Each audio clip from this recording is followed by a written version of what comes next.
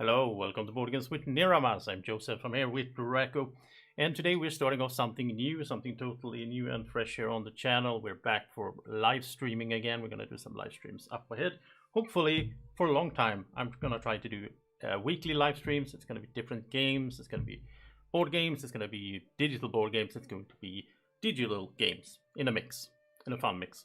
And this is Manor Lords, so this is one of my favorite games of late. Like, it came out in early access almost 2 years ago, and I played it from the beginning there, and it was very early, very rough in some senses, and since then it's gotten a bunch of updates, and it keeps getting updates. It's not in full, it's not 1.0 yet. It has some ways to go. A lot of things are really coming together, in my opinion. But yeah, there's a lot of fun in this game. I am going to show you now. Maybe you're watching this and you already played Manor Lords, you already know what it is and so on. So you're gonna have to put up a little bit with me in the beginning of the live stream here. I am going to, well, as the live stream goes on, I am going to explain a few things in case people watching haven't seen this game before. Because I want more people to discover this game. It's just so amazing. Just so good. I want people to discover this, especially board game people, because a lot of my viewers, of course, are people playing board games. This is a board game, or it could be a board game. In many ways, this is like a strategy board game. It's just that it's in a digital form.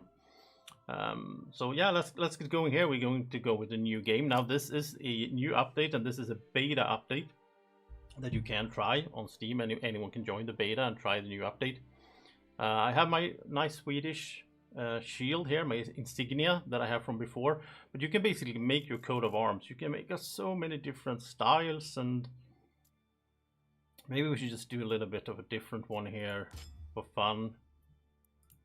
I think, let's see, we could do something like, we could do something inspired by Draco, maybe. What are you, Draco? You're white, you're orange, white, and pink. Let's see.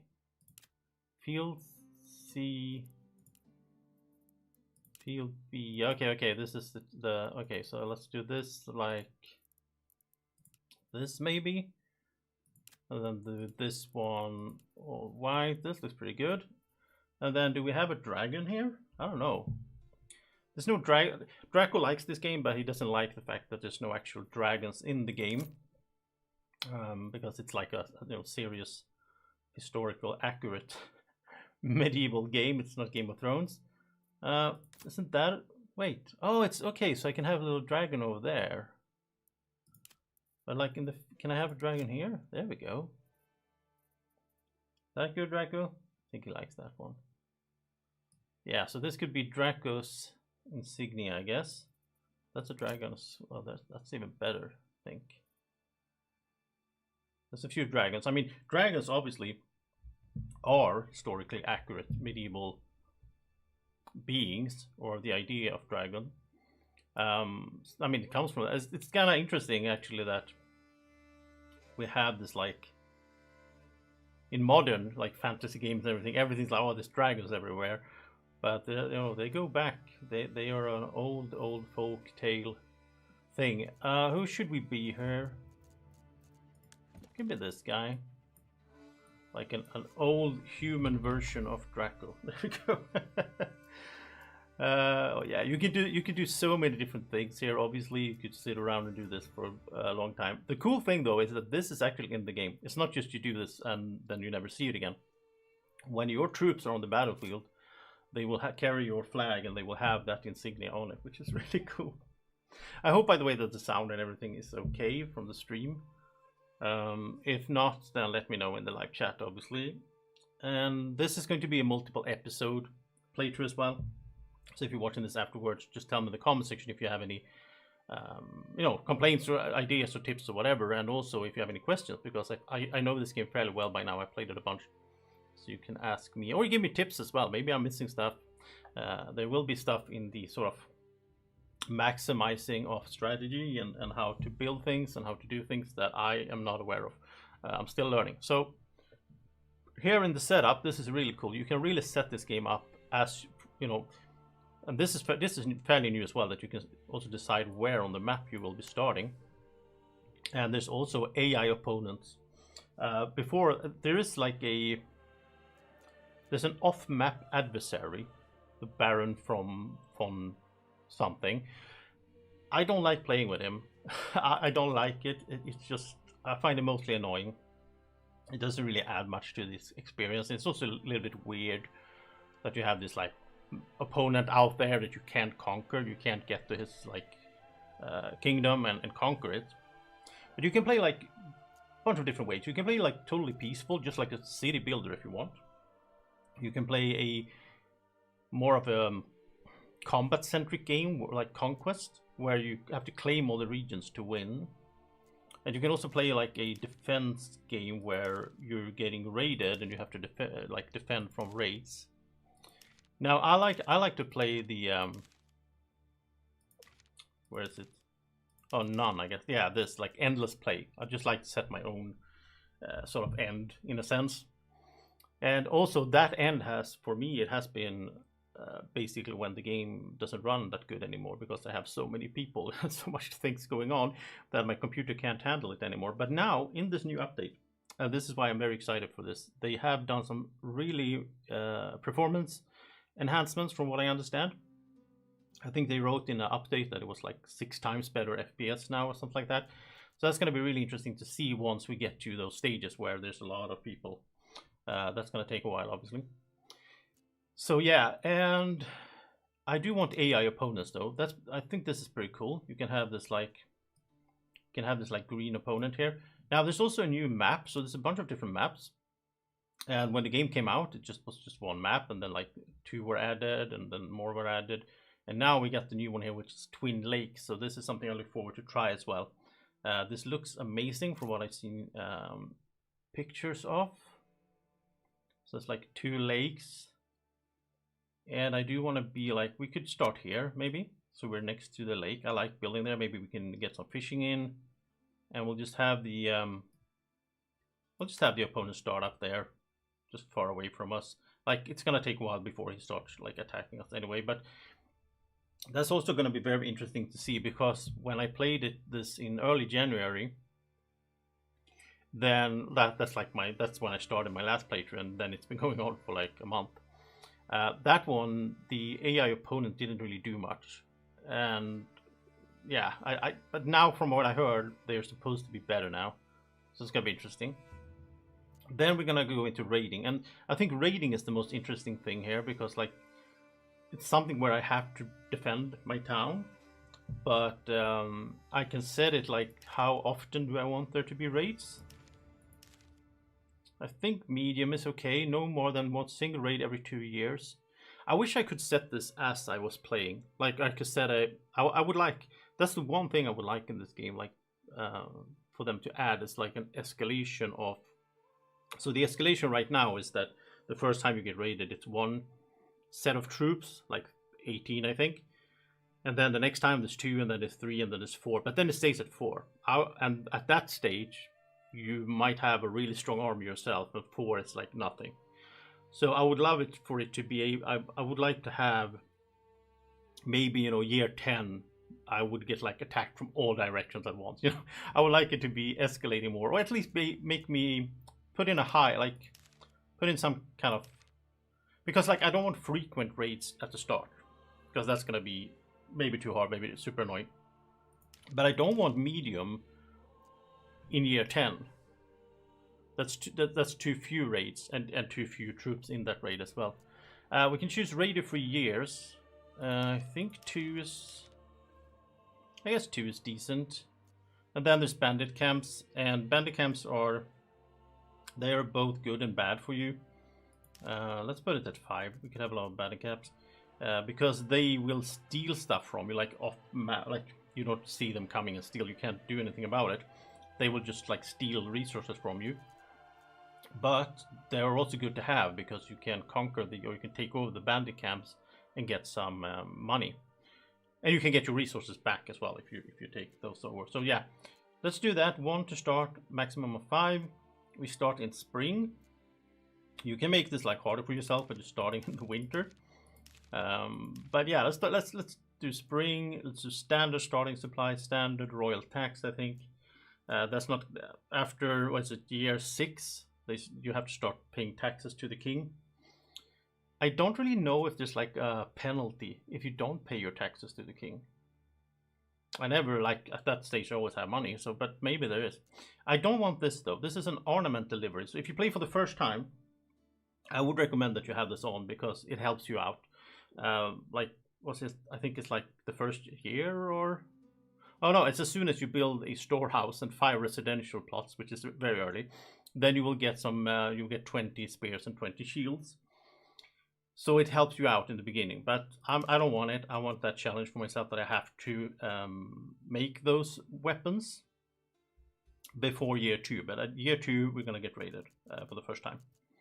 And I also want weapons and military so I can conquer the bandit camps, because that's going to be very good early on. Requirements, I do like to have on balance. You can do it demanding, but it's, yeah, I don't know. Like, I like the challenge, but it's also a little bit annoying because depending on what you choose here, if you go for the hard mode, which is the demanding, then you're going to have a different build order. And you're going to have to plan out your city in a different way to match that. I like balance because then I can, well, you'll see as we go. Food spoilage, standard, approval, medium. This is the same thing here with the requirements. Like if you go high approval, it's gonna be rough. Underground water is fine, and then balanced weather. Weather is, it's an RNG thing, of course, but I don't know how fun it is. Like, if I would go difficult here, like the harvest would be harder, and thunder strikes and starts burning in my. I don't know. Let's go. Let's just go balanced. I think everything is set up. The one thing you can't set up, which is a little bit like, you know, civilization or whatever. If you want to play this game like optimally, if you're going for all the hard settings, I've seen people do that on YouTube as well. You usually also will restart the game like 10 times, because you will start it and then you will see what resources you get, because that's random, what resources will be in this region. I can choose where in the region I start, but not what resources will be in it.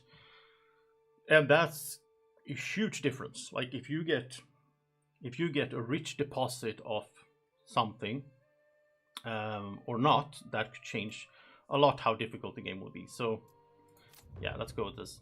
I also think I should raise the music a bit, maybe, because it seems like it doesn't really go through the OBS here. So I don't know if you can hear the music. The music is amazing in this game.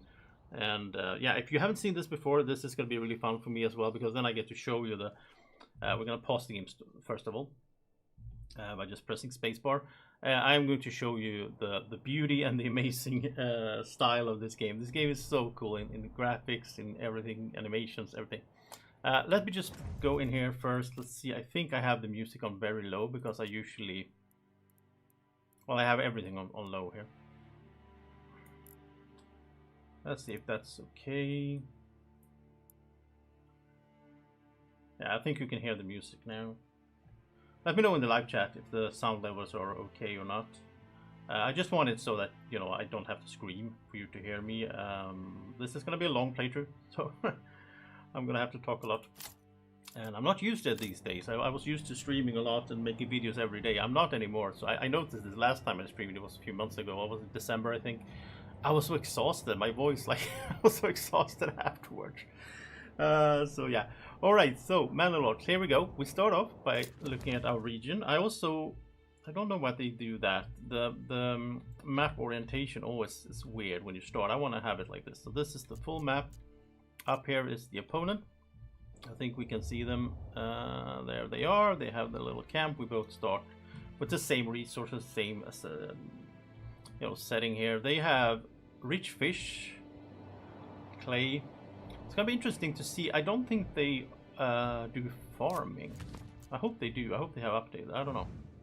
So what do we have? We have, yes, we have normal clay, which is just 114. It's not gonna last that long.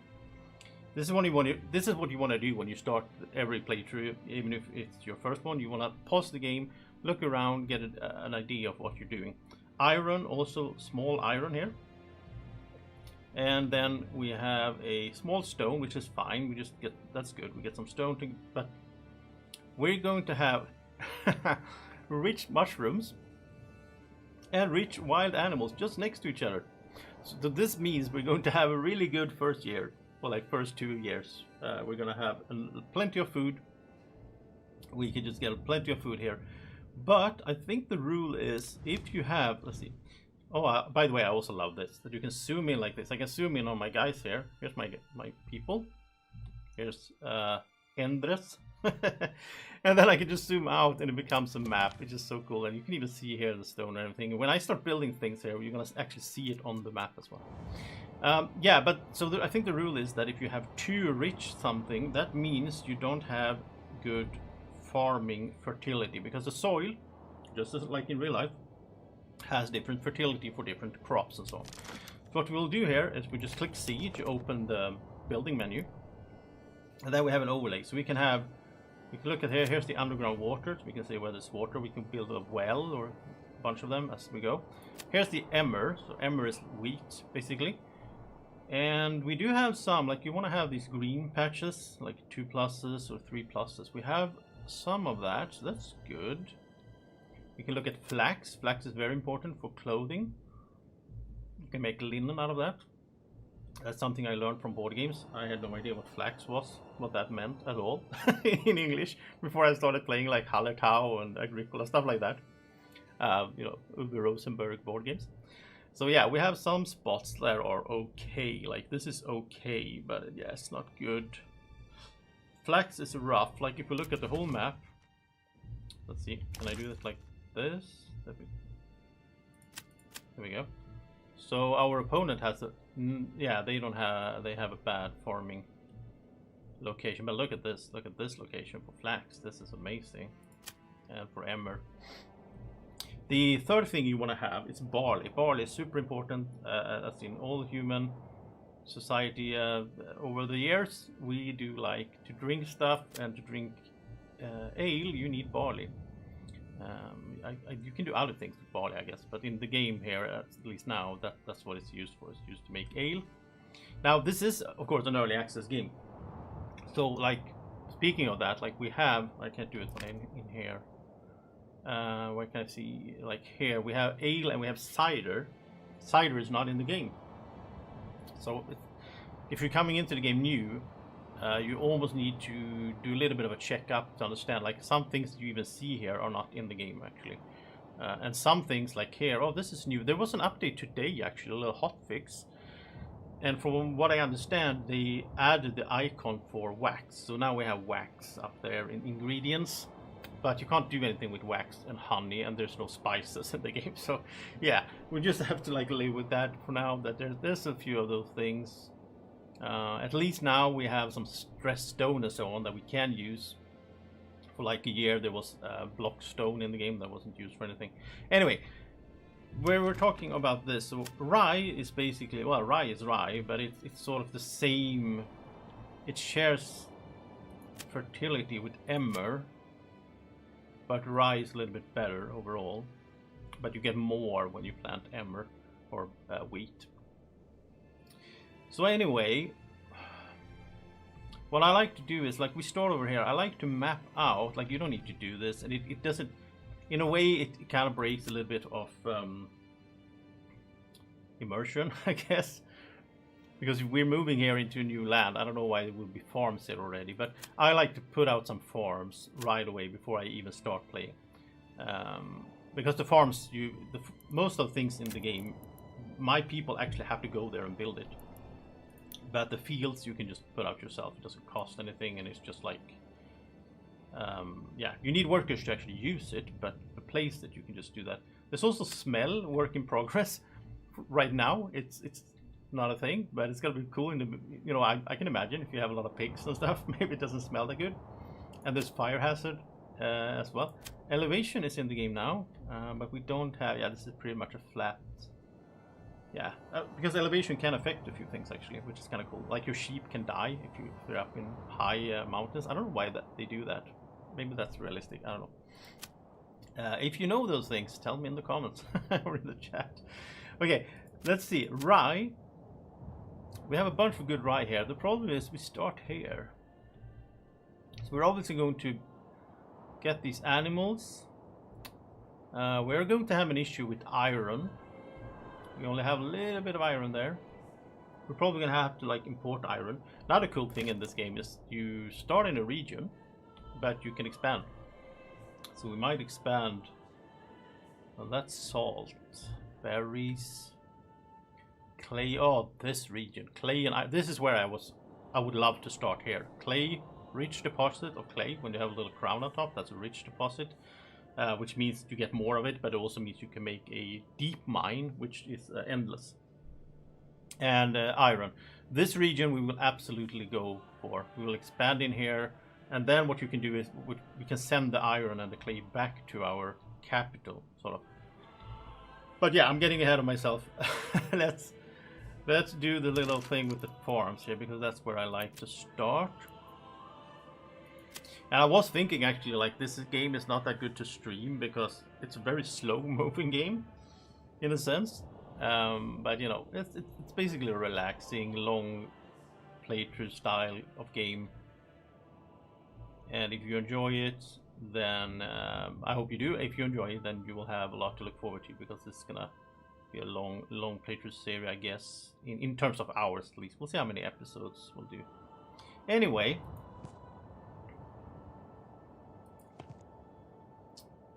what I like to do is, like, I don't want to do the details right away because that could be a bit too much, but we could do something like, what I like to do is I like to just build a massive field. Why can't I do that?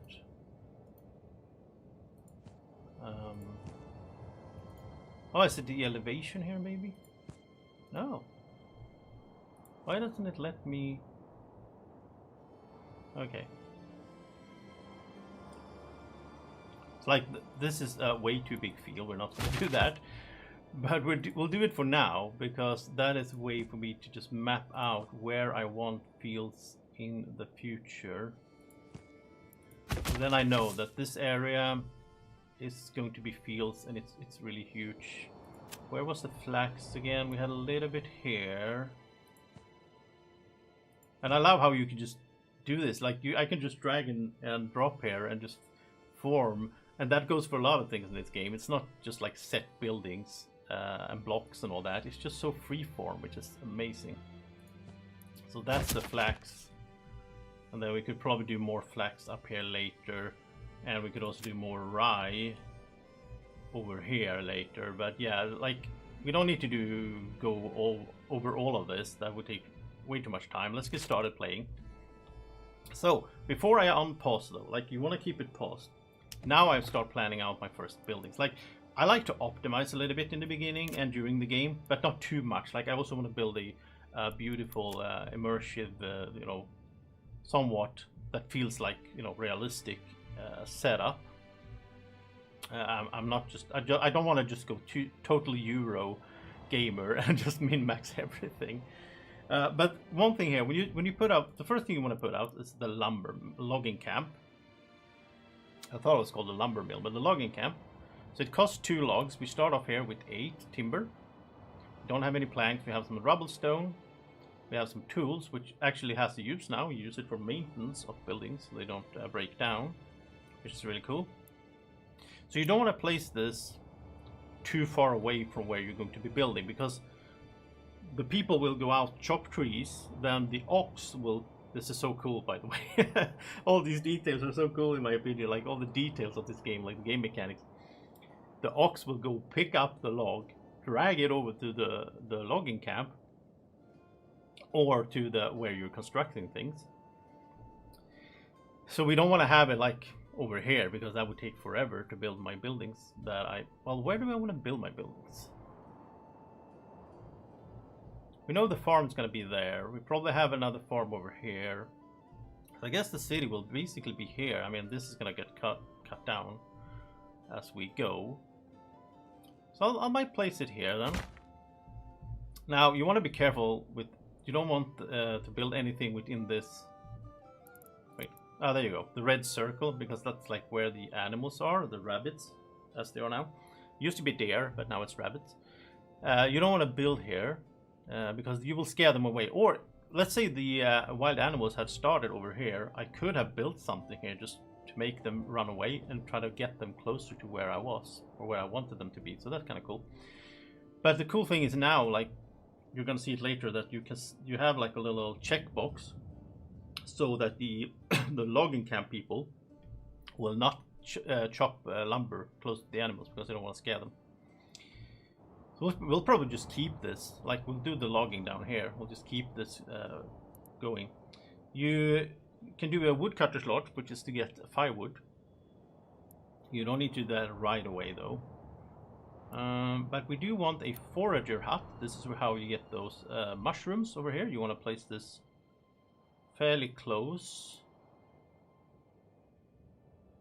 I think I'll just place it like this maybe. And like again, you don't want to place it at the top here because you will destroy the mushrooms. We'll place that there. We can do a road. If you just click R, you can just free form put down roads. Also very cool. And it doesn't cost anything. There's no like building time. You can just put out roads as much as you want. That's actually another thing you can do if you don't want to just put out farms at the beginning to mark where your future farming area will be. Instead, you can put out roads and just mark it as well. But yeah, so I'm gonna put a road here. I'm just gonna have it going. You can just like you can have it bend like this in different ways. You can adjust the curvature as well, like this road curvature. It's so cool. So yeah, let's just have it like this. So now when they get logs here, they're gonna be able to go up here and start building the forager huts. Then we want a hunting camp, and I think we'll just place this. We'll just place it here, maybe. They can go hunt. They're gonna get some pelts, which has no use right now in the game, but you can use them to trade them away, to sell them, which is really good to get some money early on in the game as well. But then you get the small game, which is rabbits, basically. All right, so that's basically the start. But we do also need, if you look, we can look at these things here, the like notifications. So we have exposed goods, which means we got some starting goods when you start. We got some bread, some firewood, so on. They are just out here on the ground, which is not that great. We have some logs as well. I have a hitching post. You don't want to have them on the ground because if it starts raining, which it usually does during the spring here, frequent raining, March to May, sounds like Sweden. Yeah, you don't want to have them on the ground, so you want to get a storehouse and a granary going so people can pull them in to safety. We also want a well. We can put the well here. I think this is going to be basically like city center to start off, and then we might later on I might move buildings around and so on. But yeah, so let's see, we have 4. Yeah, another thing they want is houses. Pretty usual claim that people like to have. They want to have somewhere to live. Like we start with the little homeless people tents. They don't want to live in that. So we need to start building houses. And houses in this game are called burgage plots. I never heard this word before, but I think it's like old English. A lot of words in this game I think are like, you know, old medieval English, which is really cool. They do pay a lot of attention to like details like that to have it historically accurate. So burgage plots, and again this is a flexible plot, so I can build this in any shape and form I want, which is so cool. I love this. Let's do,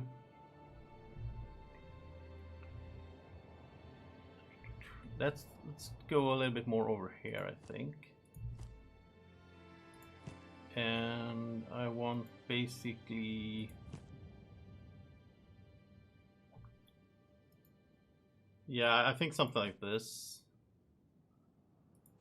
Why is it like oh, it's just a different, yeah, okay, it's just the ground there that looks a little bit different. I don't want to get into this circle, of course, here.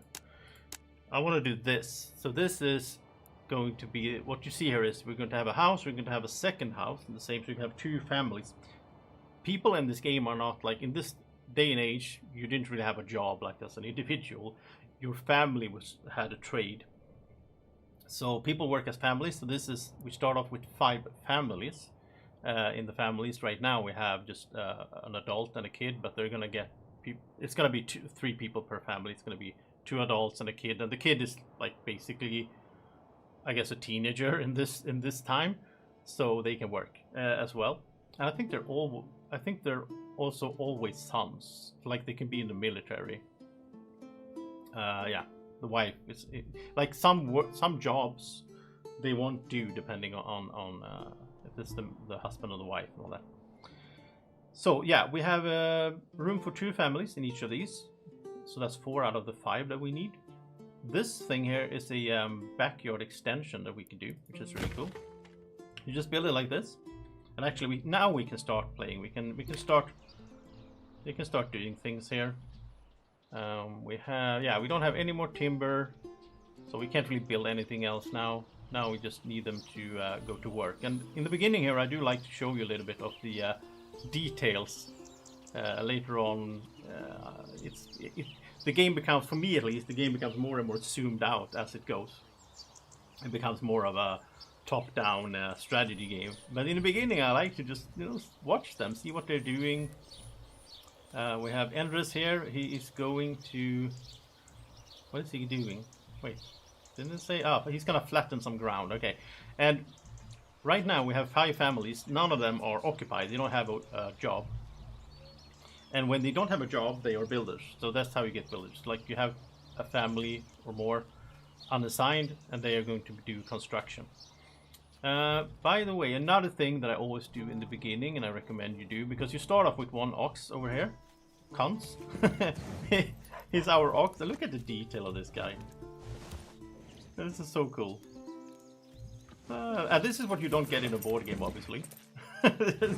Animated ox with sound, and he's getting rid of some flies there, living his life out here in the hitching post. You want to have more than 1 ox because we're gonna need them. So what I like to do is order another ox. You start off with 50 regional wells. So regional wells is basically your money that you have in this region. Then you have your own treasury up here. The treasury, they are used for different things, but they also interact with taxes and all that stuff. So in order to get another ox, we need to order one for 20 gold, silver, whatever it is. Silver, I guess. But the thing is, we can't have him right now because we only have space for one, because we only have 1 hitching post.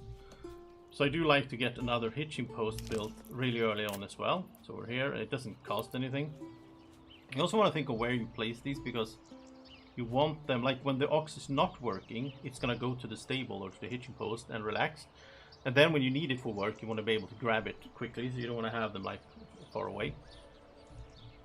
And since we started building over here, I think we'll just have them here and have it like a little city square there. We can also move this one. We don't want this over there, so we're going to relocate. But before we do that, we are going to order the other ox, because now, even though this isn't built yet, it still counts as we have 2 spaces now for stable. We're going to order the ox, and then we're going to move this over here. So I want to have these first ones central, and then later on I'll spread them out a little bit so that we have ox available in different spots. And here you see, here we go. He started working here. He's pulling a log. Look at that. That is so cool. Love this. And you can even click this little button up here, the visit mode. This will put me in here. Here I am, Draco. This is you, I guess.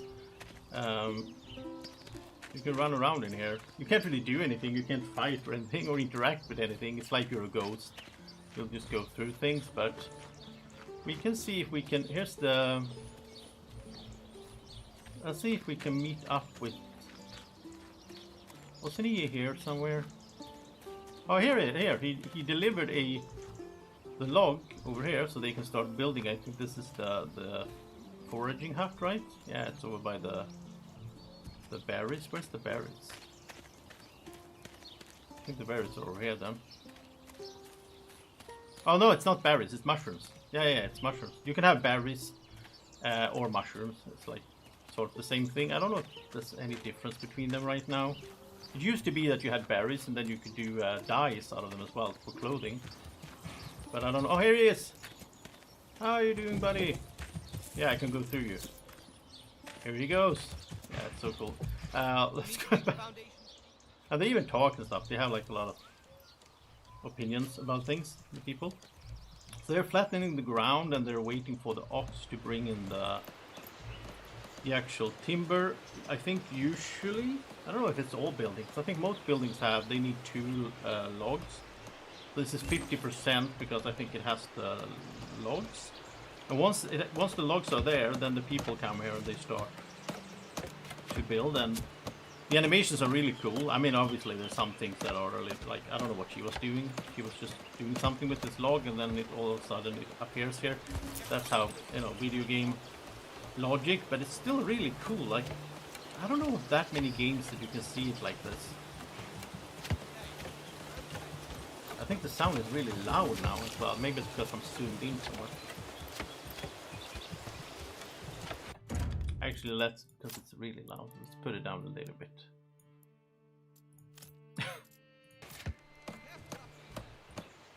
Yeah. Yeah, so we're getting the forager hut. Now, actually, if I would min-max this, I would tell them to build the logging camp first. You can set the priority. I want them to build the logging camp first of all, so we can start getting more logs because we're out of them. Well, I'm gonna call it logs, but you know, it's called timber in the game. You know what I mean. So there we go. We have a forager hut, so we could assign people here now if we wanted to. Maybe we should. Maybe because the mushrooms are growing now because we're in March. I think they grow all the way up to like August. But you don't want them to be like, if it goes up to 147, that would be a waste because then it can't keep growing. I think we'll just put 1 person here right away. And they can start getting some mushrooms, which means we have 4 families. Well, 1 family is going to do that. We have 4 families that are going to do other things. So we have the hunting camp. Let's put 1 person here as well. And then we want them to build a logging camp, and then we'll put some people on there. We also, what's the cost of these? It's 2 logs each, 2 timber each. So we want to get the granary and the storehouse down before the rain starts. So I think maybe we should have built them before we build housing. I don't know. There's different metas and stuff like that, like build orders, like in strategy games. But what I like about this game as well is it's like it's not a competitive game. I'm not playing against someone else and I have to do this like exact build order, like, you know, Warcraft 3 or Starcraft or something. This is so relaxing. I mean, there's some stress in it when you start getting attacked and so on, but so here he goes. Oh, it's Lawrence and oh, is that a new ox? You do have 2 oxes now, right? Yeah. Come along, lad. Yeah, they're talking to me. Where's the other ox? I don't think he's arrived yet. I think we only have 1 right now. It takes a while before. I think someone actually goes and gets it. Like, I think so. Like 1 person is it's like walking way to the side of the map to like these trading points over here. I think so. And then walks the whole way with it. And I wish there was a setting to just like, I always want the map like this. And now we can see the fields, by the way, on the actual map here. Because yeah, if I restart the game, I come in, it's gonna be like in a different direction. I like to have it in one direction. I don't really pan around that much. Because once you have like lots and lots of buildings, you have a full town, then the way for me to remember where things are and what's going on is to have like the same orientation, and you know, I remember where stuff are like right now. Not an issue, but let's see what the hunters are doing. Oh, he's like are you sneaking already? Started sneaking right at the camp. Let's see if he can get a what? The rabbit over there?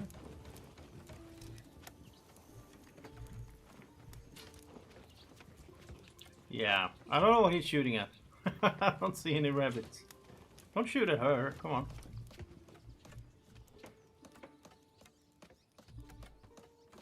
Is this guy drunk? It doesn't seem like he's not hitting anything. Did he get the rabbit, or is he just like walking around randomly? I don't know. Oh, there's the rabbit. Look at that. Okay, so here we go. It's gonna bring it back to the hunting camp and so on, and we start getting some small game. There we go. One small game we can see here in the food. Now all the information here about your resources, it can be a little bit confusing because you have, right now I'm looking at the surplus. You can have it like this and then you see all the stuff you have. I usually have it on the surplus though, because like if there's a surplus, that means they're taken care of basically. You can also look at this little barrel symbol here. So we have 3 months of food and no fuel consumption right now because we don't have any industry or any houses yet. It also tells us here that the families consume 1. I just realized something. This is kind of in the way. Let's get rid of that. We don't need that up there. It's just I usually have it there. I don't know. Yeah, so you can see everything up here. It's more important. Anyway, they will consume 1 food per month per family, and then the burgage plots, which is the houses, will consume 1 fuel per month. And these burgage plots will house 2 families in each because we have the little addition on it. So that's the way to save fuel basically in the beginning instead of making one size houses. They're almost done with the logging camp now. That's good. Now you can speed up the game as well. You can do 4 and 12 times speed, which I will use a lot during this playthrough. But right now, in the beginning, I just it's just nice to see what's going on here, and also they just gather there. Okay, let's get some people on here. Let's put 2 people on here because we do need lumber fairly quickly here because I do want to make the storehouse and the granary. And I also lost my... there we go. So now these guys will start, and you can choose here, like there's a box here that I mentioned before. They will protect the resource areas. Then they're not going to chop up here because there's resources here. But I can set them to, I can tell them exactly down to this. I can tell them exactly if I want them to chop this tree. In the beginning though, I don't really care. Like they can just, I guess we can tell them to just, you can make this really big as well. Just hold control and scroll. Yeah, you can tell them. So let's just have them chop everything south of the town center here.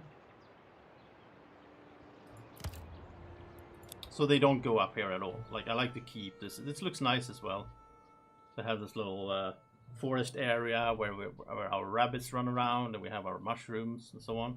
And they started to pick some mushrooms here. So we have 15. Well, we have 15. They haven't eaten any yet. We have 16 now in surplus. And right now the mushrooms are deposited here in the forager hut. That's also a reason, like this is gonna get full. So that's the reason why we want to build a granary, because then the people working in the granary will go and pick up the mushrooms and make more space there. The general rule in this game is that resources are being pulled. They're not being deposited. So the granary people will go and pull all the food from different places together into the granary. And then if, well, let's say we have a bakery, the baker will come and pull out the flour to bake bread. And I really like this system. It's like this chain of resource management, and it's very similar to a lot of board games as well, by the way, where you basically, you know, like real life, obviously, you have to plant the fields, you have to, you know, sow the fields, they have to grow, you have to harvest, you have to grind it in the windmill, you have to have the bakery make the bread, and so on. Let's see how the houses are coming. It's pretty slow. What are you? Oh, this is a trader guy. He's not from my village. He's just out walking. Once we can, when we can, we're gonna make a trading post as well, so we can start, especially exporting some stuff, get some money going, because you need money to like buy seeds for vegetable gardens and orchards, so on. Right now we're in a little bit of a slower place here. We're waiting for timber so we can build more. We're waiting for the element. They're just gonna keep going here. In the hunting camp we can also set, so like right now the maximum is 28 wild animals in here, and I think the default setting here is that they're going to stop. We can have a reserve. They're gonna stop hunting when there's 12, which sounds pretty good because you want to keep some. You know, if I put this to 0, this will go extinct, and I will lose this. That would be terrible. So we want to have. I was gonna say like half, but maybe the game recommended 12 here, so maybe that's decent then, so that they can reproduce. I think rabbits are pretty quick doing that. Mushrooms are still growing, and when it grows, it basically has, I don't know how many days in between, but it has like a tick. It doesn't grow one by one. It's gonna tick up, I think, 12 at once. And you want to keep collecting them so that you never hit the maximum, really. So you can, you know, it's a little bit of min-maxing in that. I guess here, yeah, I guess the same goes here. You don't want to have it ever go to 28, right? Because then they can't reproduce anymore. But yeah, it's slowing down a little bit. We could take a little look here over at the AI opponents, see what they are doing. They have fishing here. Do they have a fishing? No, they haven't started fishing for some reason. Oh, they have a market already? Yeah, I don't know. But I mean, it's so gorgeous, this game. They have a well. She's getting water. It's almost terrible that we're gonna, well, we're not gonna slaughter her, I guess, but we're gonna slaughter the men at some point and beat them in a big battle. Hopefully. Maybe they will beat us. I'm surprised they haven't made a I don't know what's it called, like the fishing hut, whatever. They're gonna need the food, right? Here's the lakes, by the way. This looks so good, I think. Like the shores look a little bit weird, of course, because it's just a straight line. And there's no waves, but yeah, other than that, it does look pretty good. So we have a smaller lake here. And then we have the big one here. Like, we don't have any rivers in this one. That's something I missed. My favorite map is called Winding Rivers, I think. And you have like a big river, and then you can make bridges over it. And you can fish and so on. I wonder if... Oh, there's fish as well. I wonder if we can make a bridge here. Like over this? I don't think so. I think you can only make bridges over rivers. But I really like that, because especially because you can have like a setting with a bridge, and then when you get attacked, you can put up a bunch of archers and crossbowmen, and then they have to go on the little narrow bridge, and I can just shoot them down while they're walking over. It's just amazing. It's almost too easy when you do that. In my last playthrough I did that. So how's things going here? It's very slow. Like, they got the logs here, but we only have one family unassigned, which is, it's only one family. Is there a guy in here? Oh, I saw someone. Oh, here's the rabbits. Yeah, it's only one family working here, so it's gonna be a little bit slow. But we did get, okay, we got 5 timber. And this is a good example of what I was talking about earlier. Like, if you look here, we have timber storage, 0 out of 28. But then this tells us we have 5 timber. The thing is, they chop them down. Let's see, how do you see that in a good way? I think you can see it if you do... Can't you see it if you do it like this? Yeah, there you go. Here they are. So we see the timber is out here. So they chop them down, and then they just move on to, like, they debranch the tree and they move on to chop down more. And then the ox comes and pulls them in. But they still count, like, we still have these. We can still use these. They're counted for our resources. Oh, here's the other ox. So we got 2 oxes now. Did you come with the ox? Oh, he did, maybe. Jorg is our new ox. And he's gonna pick up here. It's I think if there's one tip I would give, like, don't miss these things when you start a new playthrough of Manor Lords. One thing you really need to do, you need to get a second ox. Really, oh no. It's exposed stocks are getting soaked. So we're losing resources here now, because it's on the ground and it's pouring rain, and I haven't made the granary and storehouse yet. That is terrible. Oh, okay. You know what? Let's try to save as much as we can. So I am going to do kind of far away. Maybe I'll do them on this side then, just because it's faster. So we'll build these here. This is not at all how I like to build though. But it's fine. We'll do them here. We don't. Okay, so now we'll pull these guys off. We don't need the timber right now. We need them to build this. We'll put the priority high here. They can wait a little bit with that. Let's get this going so we can. How much are we losing?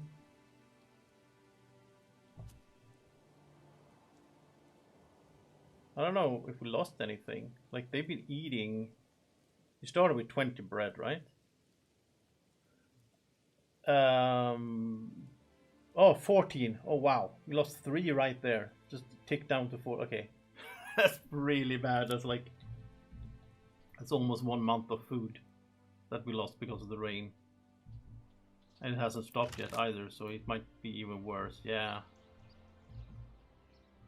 So I think maybe instead of build these, maybe we should just go for these right away. I think so. Oh, let's speed it up a little bit. I almost never go to the 12x. I think it's fine to just do it on the 4x. This is one of those games where it's so relaxing most of the time that, like, if I'm gonna go grab a sandwich, I don't even pause the game. I just let the game run, and I'll come back and it's like, oh yeah, they built this thing. So it's almost like a thing you have in the background. And again, I was thinking about this. I was thinking, like, is this really a good game to stream? But the thing is, you can speed up more than I usually do.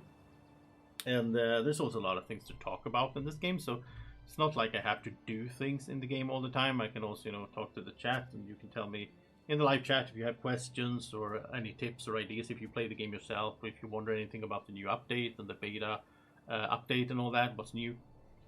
We can talk about that, so it's no big deal. Okay, here we go. Are you? Oh, they're picking up the stone. Yeah, they're picking up the stone because they're using it to build a granary. And we lost 3 bread, I think, in total. The rain has stopped, so I think we're fine. And hopefully it's not going to rain again before these are done. Let's look at them building here. This is a little bit sped up here, but yeah, it's really cool. I like how all the details.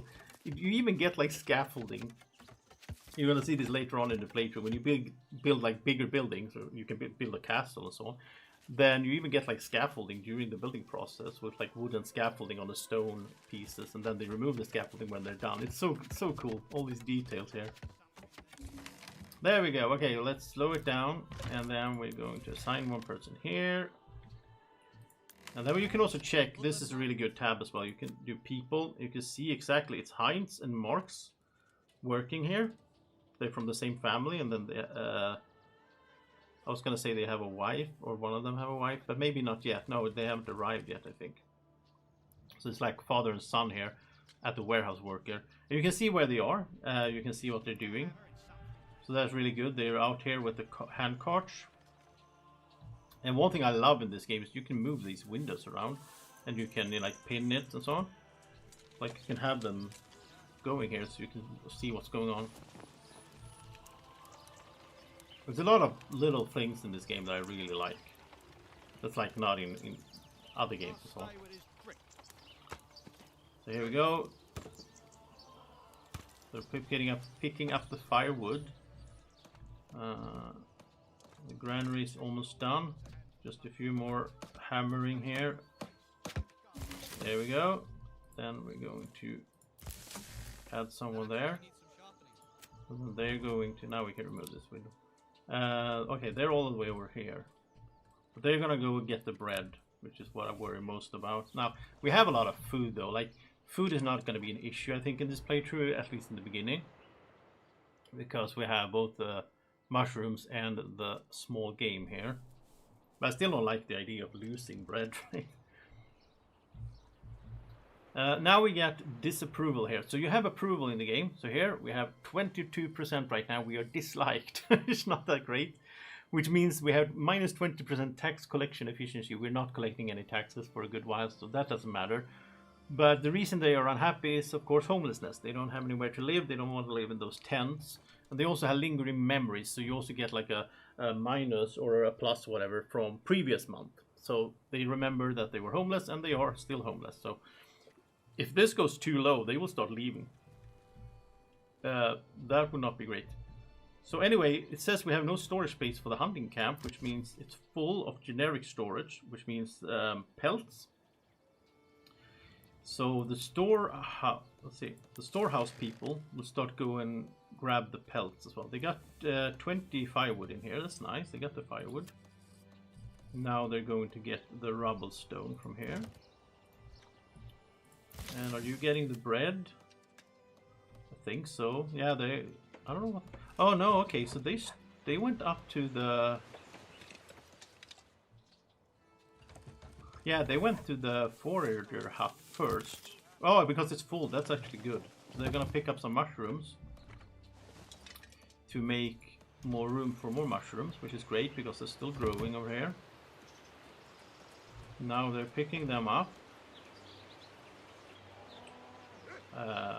There we go. Picked up 10. I think it's 10 per... If they have a hand cart, I think it's 10 resources they can carry. You want to make sure they have a hand cart. Like, they have one automatically here. But if you upgrade these, they will get more. And you also don't want to have too many people in the same storehouse, because then people will be running around picking up stuff by hand. It's not optimal. So instead you build more storehouses. That's also good.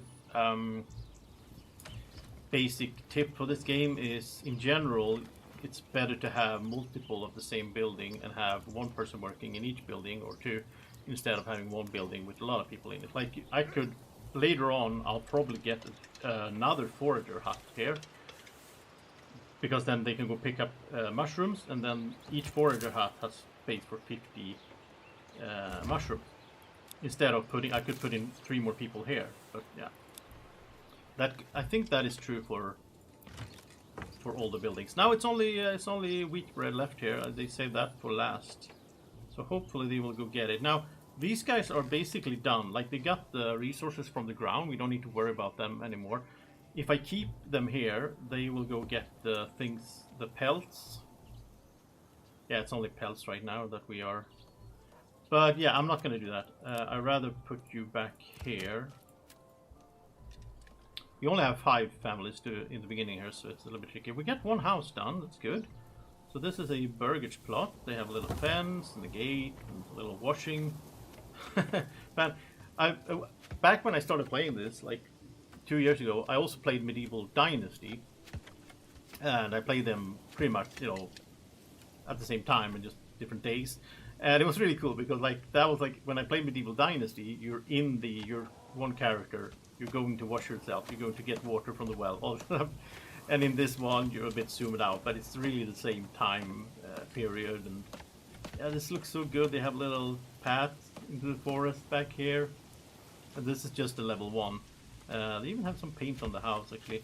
Now, the new thing also in this beta update is that there's a level 3 building. Well, there always was a level 3, but now you have burgers plus level 1, and then you can go to level 2 and level 3 and then level 4, and the level 4 now is the old level 3, so they put in like a new one in between that I haven't seen, except for some pictures in the update note, so for the patch notes. So I look forward to seeing this in game.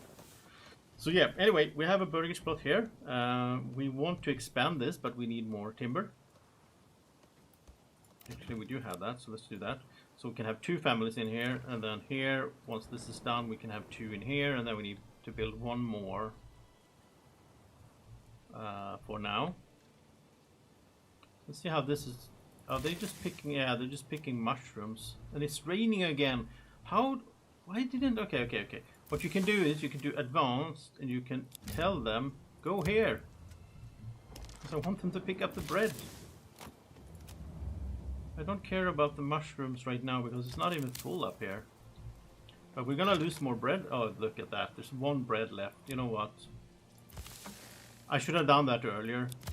As soon as I built I should have built the granary earlier, and as soon as I built the granary, I should have told them to go here. I didn't think about that they were gonna go get the mushrooms first. Small details in like strategy. But I mean, yeah, we probably lost like 7 or 8 bread, which in some cases I would say that would be terrible. If we started here, that would have been devastated, because we only would have had some small wild deposit of wild berries and a small deposit. Well, this is a decent one with fish, but since we're starting here, we have so much food anyway. I don't think it's not gonna matter in the long run. It's just a little bit sad. It's all gone. No, wait. Did he get? Oh, they got 10 bread in here. Okay. So then when I looked at it and I was like, oh, it's only 1. It was 11, and then they brought 10 in here. So that means we only lost like 6, or even less maybe. Okay, that's good. Anyway, I think you're done then, because now they're just going to get mushrooms, and it's fine. They don't need to get mushrooms. So let's get this person unemployed so they can work on building the houses instead. Another thing we're gonna need here later on, or pretty soon, is a market. And the market is also like a free-form building, really cool. So I can just, choose how I want to have the market. So I love this system. I think it can go up to the well here. Maybe like this, or maybe it can go like that. There we go. This is 20. Yeah, it's way too big, I think, but it's not like I'm gonna use this for anything else. Let's do it like this, maybe. You know what we can do? We can put a little. This is totally pointless. It's just for cosmetic, but we can put a little shrine here as well. So just because it looks good, it doesn't cost anything. We can have a little shrine here on the way to the forest, next to the well and the market. Now what I usually do is we're gonna build a church later on, and I like to have the market like outside the church, which we're not gonna do here, I think, but it's fine. I don't need to build the same way all the time. I usually build like a circle as well, and then I have like I think it looks really good if you have like the church in the middle and the marketplace, and then you have like houses and industries around it in a circle, and then the circle keeps expanding as I expand the town, so it gets bigger and bigger. Don't need to do that right now. You can just do, you can do like follow the road here. This is the King's Road, as it's called. This like the big road that is there from the start. You can't alter this road, and for trading you need to be next to this, because that goes like around the whole map. Here we have second house. We do want to expand this so we can have more families in there, and this one is almost done. Which means we should start building more houses. Don't have that much resources now, so you know what? This one is going to be different. So what I'll do is I'll put a road here. I'm not going to have that later on maybe, but we'll just put it there for now. And then what you can do is you can use this road. It's actually too long. Let's remove it. You want to have it like maybe there. Because you want to be able to get a weird shape going.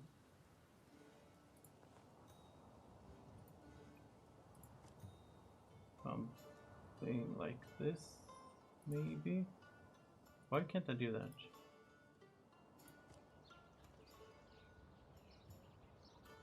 Oh yeah, I don't have 2 timber. I should have 2 timber any time now if I just speed it up a little bit. Come on.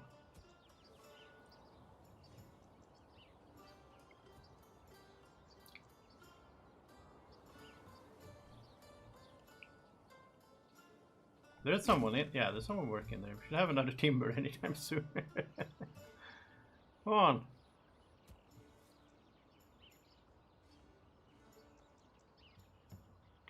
I don't know what they're doing. I mean, the thing is, the reason. Oftentimes when you're wondering what they're doing, it's not actually the people that are stalling. It's the ox. So we have 2 ox, and right now, there we go. Right now, I think they are pulling timber over to build on the houses. Let's see. We'll do something like this. But this gives us a huge extension area. The reason we want that is because we're gonna have a little vegetable garden back here. It's actually kind of big, I think, but it's fine. So we need to build that. There's one more. Yeah, here we go with the oxen. One more family that are homeless. We're up to 40% though. We're still disliked, but not that much. They're happy because they got some amenities, which I think is the food, right? Then they're still sad about the homelessness, but yeah, it's gonna go away pretty soon. Now we have an ox that's not doing anything. Come on, go work.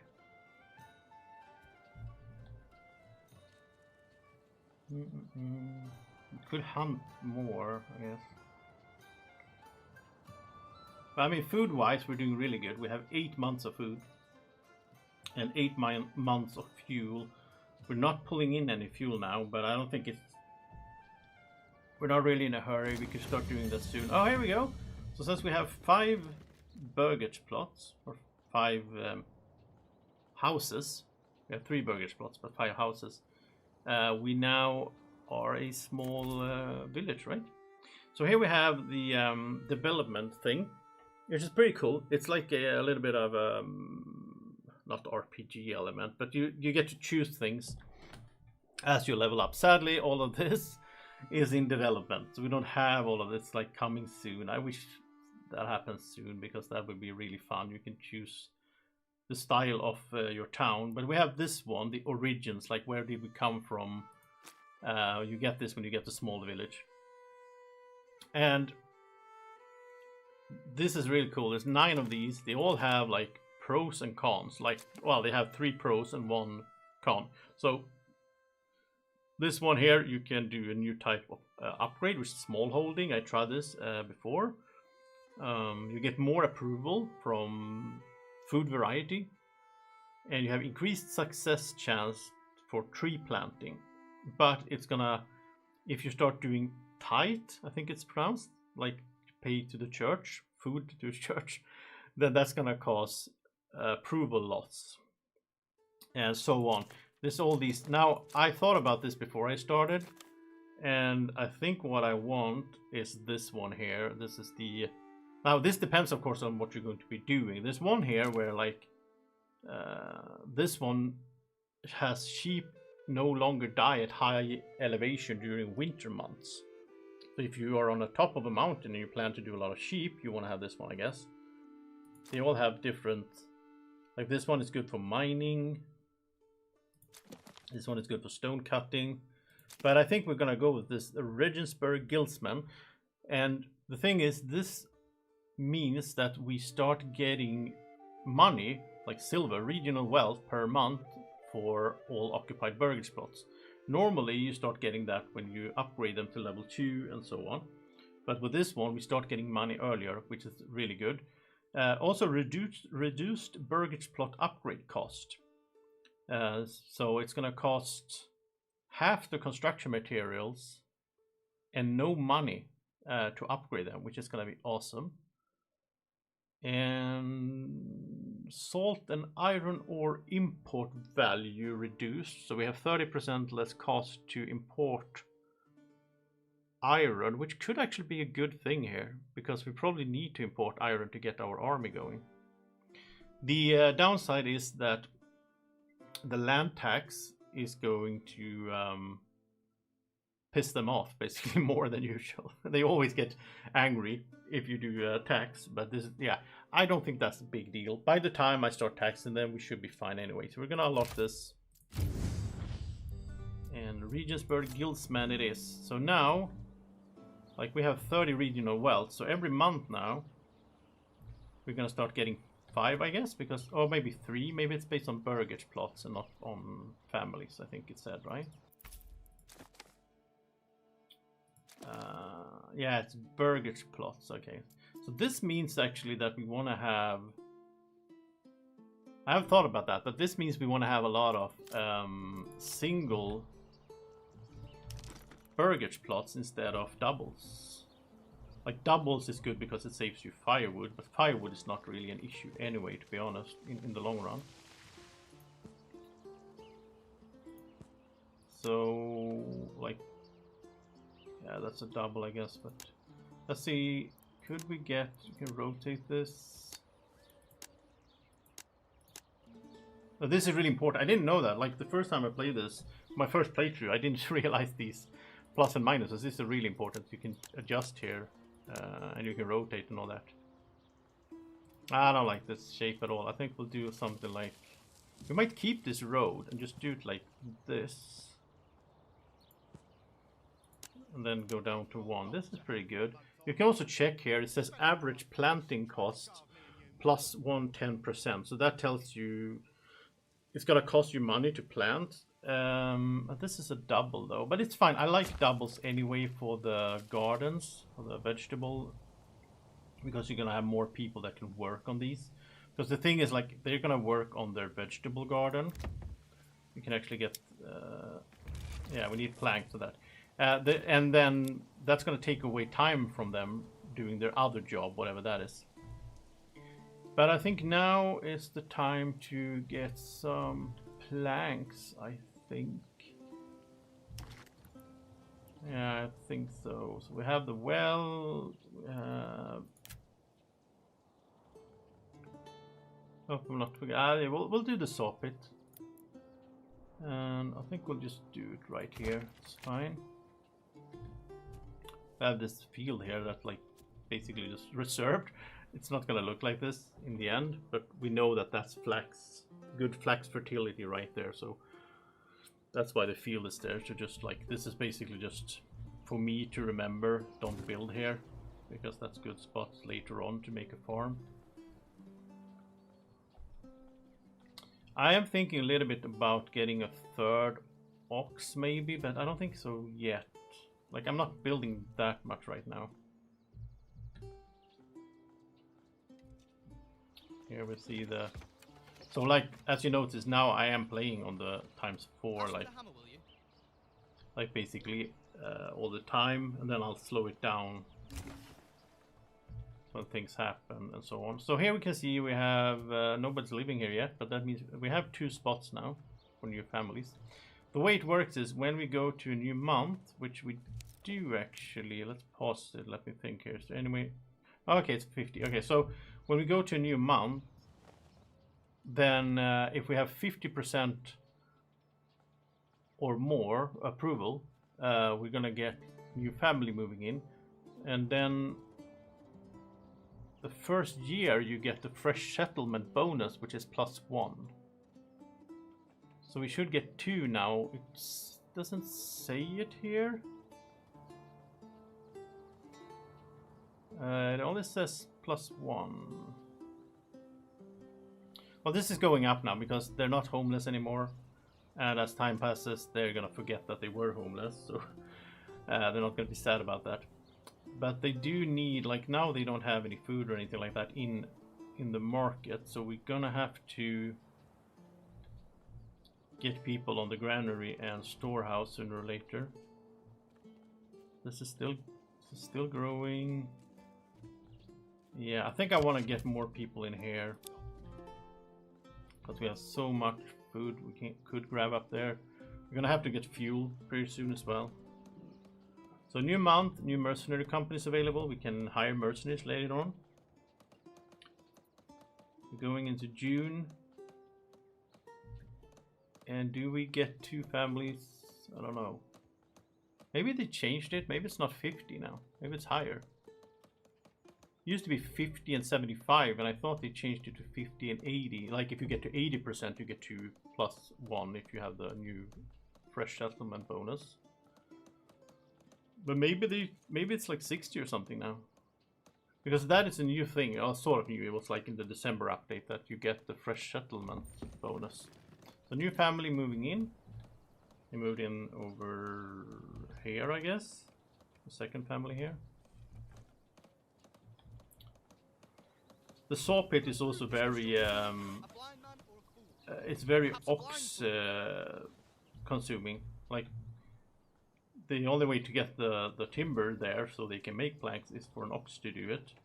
So later on, what I like to do is have like a permanent ox assigned here, so they always have an ox. But I think it's fine right now. They did change in this beta update here. They changed how the ox works. I'm not really sure how it will affect the like gameplay, but it used to be that if like people were not like it used to be like now it is like this. If people are unassigned or if they are working in an area where they need timber, they can guide the ox to go get timber. It used to be that anyone could do it. Like in like I don't know, good example, but like if someone was working somewhere and they didn't have anything to do, they can just go guide the ox. I don't think they can anymore. Like it has to be the relevant people, and I think that is somehow related to the performance improvements as well, like how the game calculates everything. So it sounds good. How's the... okay, that's almost full. Let's get one person in here then so they can grab the mushrooms. They aren't really doing anything right now if they're in the storehouse. They can have a market stall obviously, but yeah. What are you doing?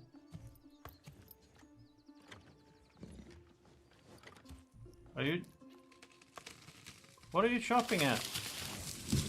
You're branching a tree that's not there.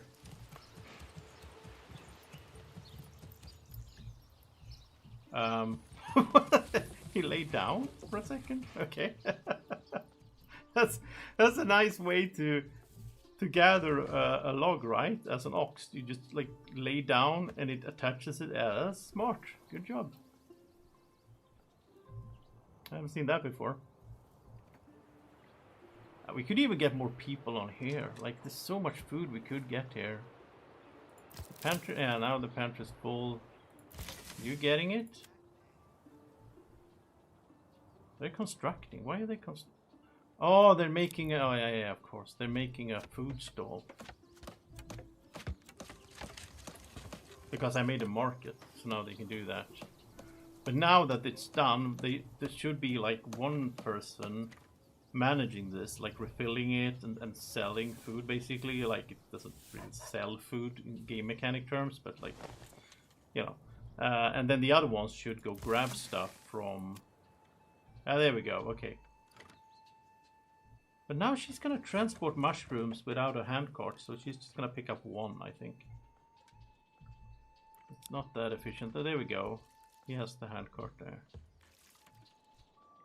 We should upgrade these so they get more carts, but we need planks for that. I have no planks yet. We didn't put anyone in here, that could be why. We need to do that. Okay, so let's do this swap here so that the person there... I also want to put a production limit on planks because they can go crazy otherwise if you don't watch them for a while. So let's have like 40 maybe. So they don't use up all the... because they use timber to make the planks and we want the timber for other things as well, right?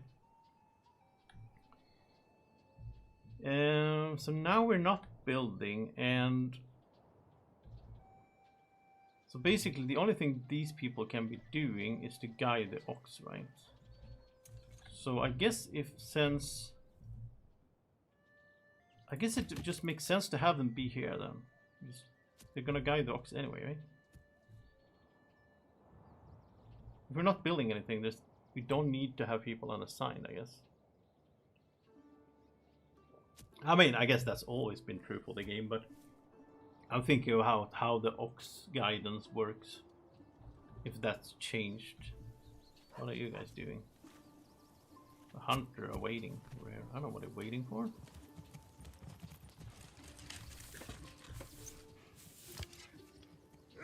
Oh, okay, so now the generic storage is full. Okay, so then they are not going to they're not gonna hunt because it's full, so we need someone in the storehouse.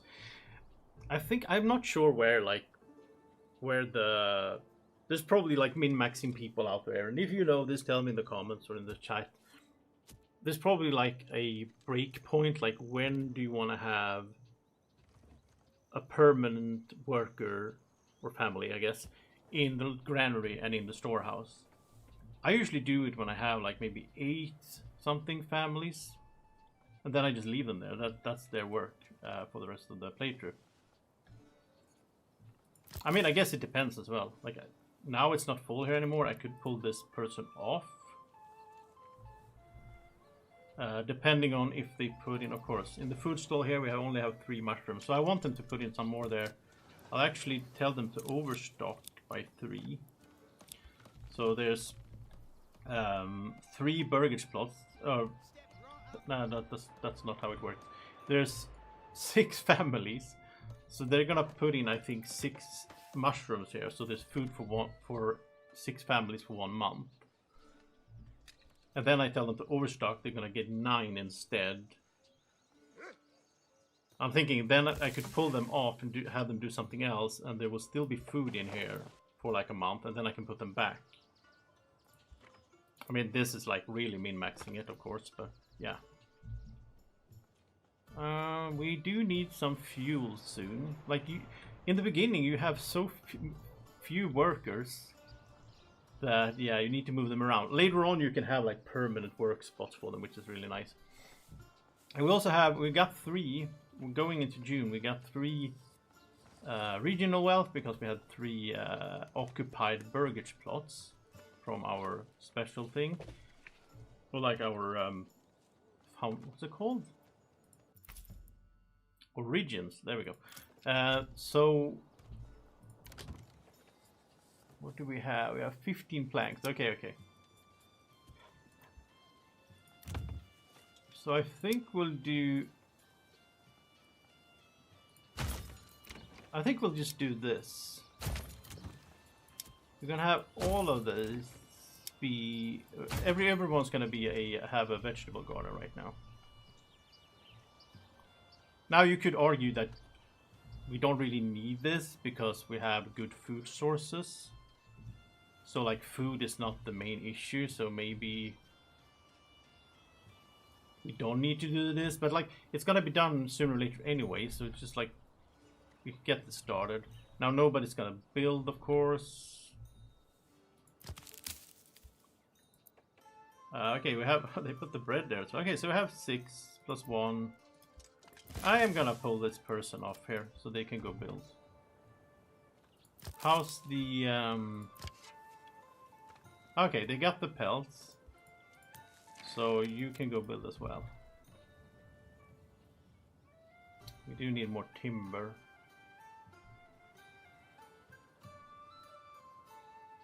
Like, they have 1 timber there. If we don't have timber, there's no point in having a person. Like, the min-maxing at the early game is a lot about moving people around. In like the mid game to late game, it's more about the whole farming. Like the farming is like a mini game in itself that we'll get to. But I usually don't farm the first year, and especially I have the good food here. I don't think I need to, so I'll do that like next spring basically. But I think we're gonna go back to speeding it up a little bit because yeah.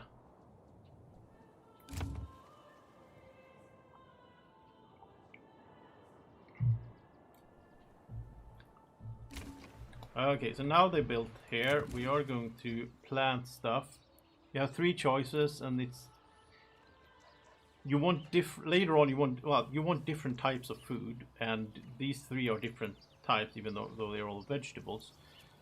But like the beetroots have a low yield. They grow faster, and then the mid option is the carrots, and then the cabbages are the luxury option really, and they also cost different amounts to plant. Let's just go with carrots here, and then here it's gonna cost a lot. It's gonna be like 202 silver to have cabbages over here because it's bigger obviously. So yeah, I think getting 1 here with carrots, like I don't even think we need it. I don't think we need to get more of these now. I think we're gonna be fine on food for a while, but we do need to build. Yeah, we don't have any timber. We need to build more burgage plots and we also need to build a woodcutter. And in winter, they're gonna be it's gonna be double cost of firewood per burger's plot. It's gonna be 2, so yeah. Hey, Clariswine, by Timberborn. Okay, I don't know what Timberborn is. Is it similar to this? I'm gonna check that out then. I want to play more of these types of games, and I also think they're a good fit on the channel because they are board game adjacent. Like, this could be a board game, basically. I wouldn't be surprised if this will be a board game someday because it's been super popular. I think it sold like 3 million copies on Steam or something, and I wouldn't be surprised in a few years if we see a Manor Lords, the board game, on Kickstarter, right? It would be a really good board game, I think, because like the structure. I guess it would be mostly though a solo board game. I would have a hard time seeing how you would. Yeah, I saw they released Valheim, the board game, by the way, or like the yeah, it was some videos of that, and I love Valheim, the computer game, and then the board game looked really cool. Like the looks of it and the feel of it was really like Valheim, but of course, like, you play it in like 90 minutes or like 2 hours. Like Valheim is a game you can play for hundreds of hours on the computer, and yeah, some games are hard to translate between digital and the tabletop, I guess. So let's see, we got a new family moving in, so yeah, we really need. Where's the timber? Come on, guys. We need to build more burgage plots. I like to make sure that like once we like it's July 5th. I absolutely want to make sure that we have more room for people when we go into August, so we don't miss the chance to get more people in, right? The storage is full here again, so yeah, we really need to have someone here, I guess, otherwise we're gonna miss out on food here as well. Same goes here. Do we need more planks? I don't think so. We have, yeah, I'll take you off. We have 42 planks. That's gonna last a while. Speaking of which, we should upgrade. Yeah, let's just upgrade these. We get the small stables because they can hold 2 animals, 2 oxen in each. And then once we get more money, we're going to get a 3rd ox, I think. Because I just hate having the I can't find the word. What's it called?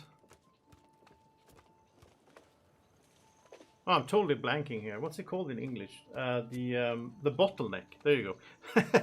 That's the word I was looking for. You don't want to have the oxen being the bottleneck because it's really frustrating. We were like, why are they not doing what I want them to do? And then it's because the ox are out doing something else, and then they can't move the timber. There we go. A little nice stable here. Even have some hay and water there. That's nice. And you can also check the well. So the well here, they do need water. So we have 4 burgage plots occupied. And they turn green because they have water. We can have 17 more. And then we can upgrade it to a stone well. So they can have 50 burgage plots can be supplied by that well. And then we're going to have more wells. Also, if there's a fire, they go get water at the well to try to put it out. I haven't had a fire in a long while though in the game. I don't know if it's in the game now. I think so. I think when you set up the game, there's like the setting for weather effects. It does mention wildfires. Well, not wildfires, but like fires in your town. Okay. I think this is the time we do it. We'll just have these people on here now, and they'll just stay there. I will upgrade this because this is kind of weird. The storage for the storehouse is 250. If we upgrade it, which is not that expensive, then it goes to 2,500. You really want to do that. Like, it's not the same for this one because we're not going to get that much food, I guess. But the thing is, they also get... it doesn't say here, but I'm pretty sure that they also get another hand cart when you upgrade it. So then if you have multiple families on here later on, they can all run around with hand carts and gather stuff, which is super important, I think. And it also looks a lot nicer. Look at this. Now we're getting an actual storehouse. There we go.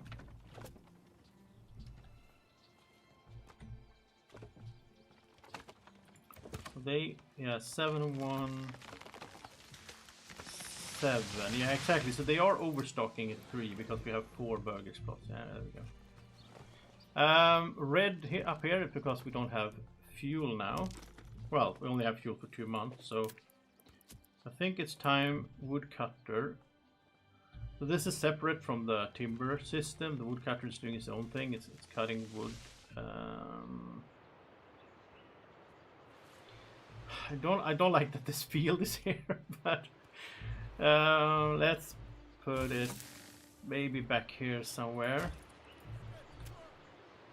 and then we'll get a road. Oh, I can't even do a road there. Let's remove this. Let's remove this and have a road go.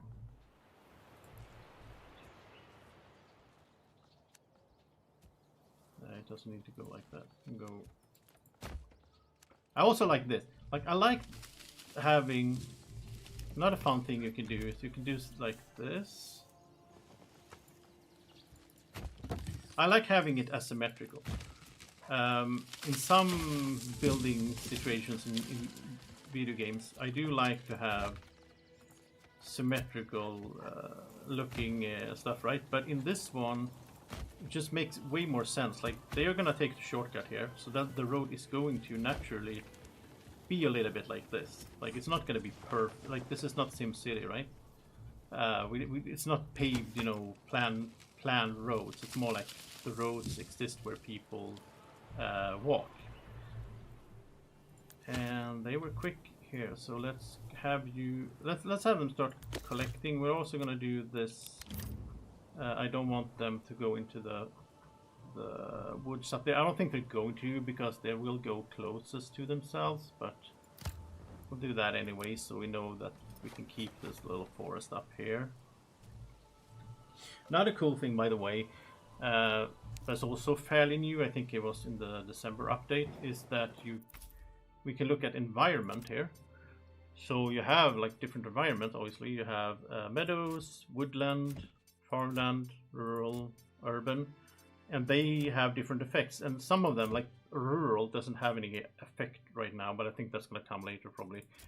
For the meadows, you get pollination. So we have 43% of our region is meadows, and that improves both the vegetables and the orchard, but also the crops.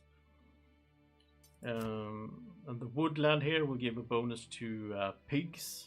We're going to get pigs probably later on, but I'm not in a hurry to get pigs because we have so much food. Teaming, which is... Oh, this is cool for us. The chance for wild animals to produce 2 offspring instead of 1. And berries and mushrooms to grow 1 resource more per clump, equal to the woodland environment, and that is 52%. So when we cut down forest, we are going to get worse at hunting and well, not at doing the action, but like, yeah, so that's interesting. And then the tannery gets a bonus as well. We're not gonna have tannery for a while, but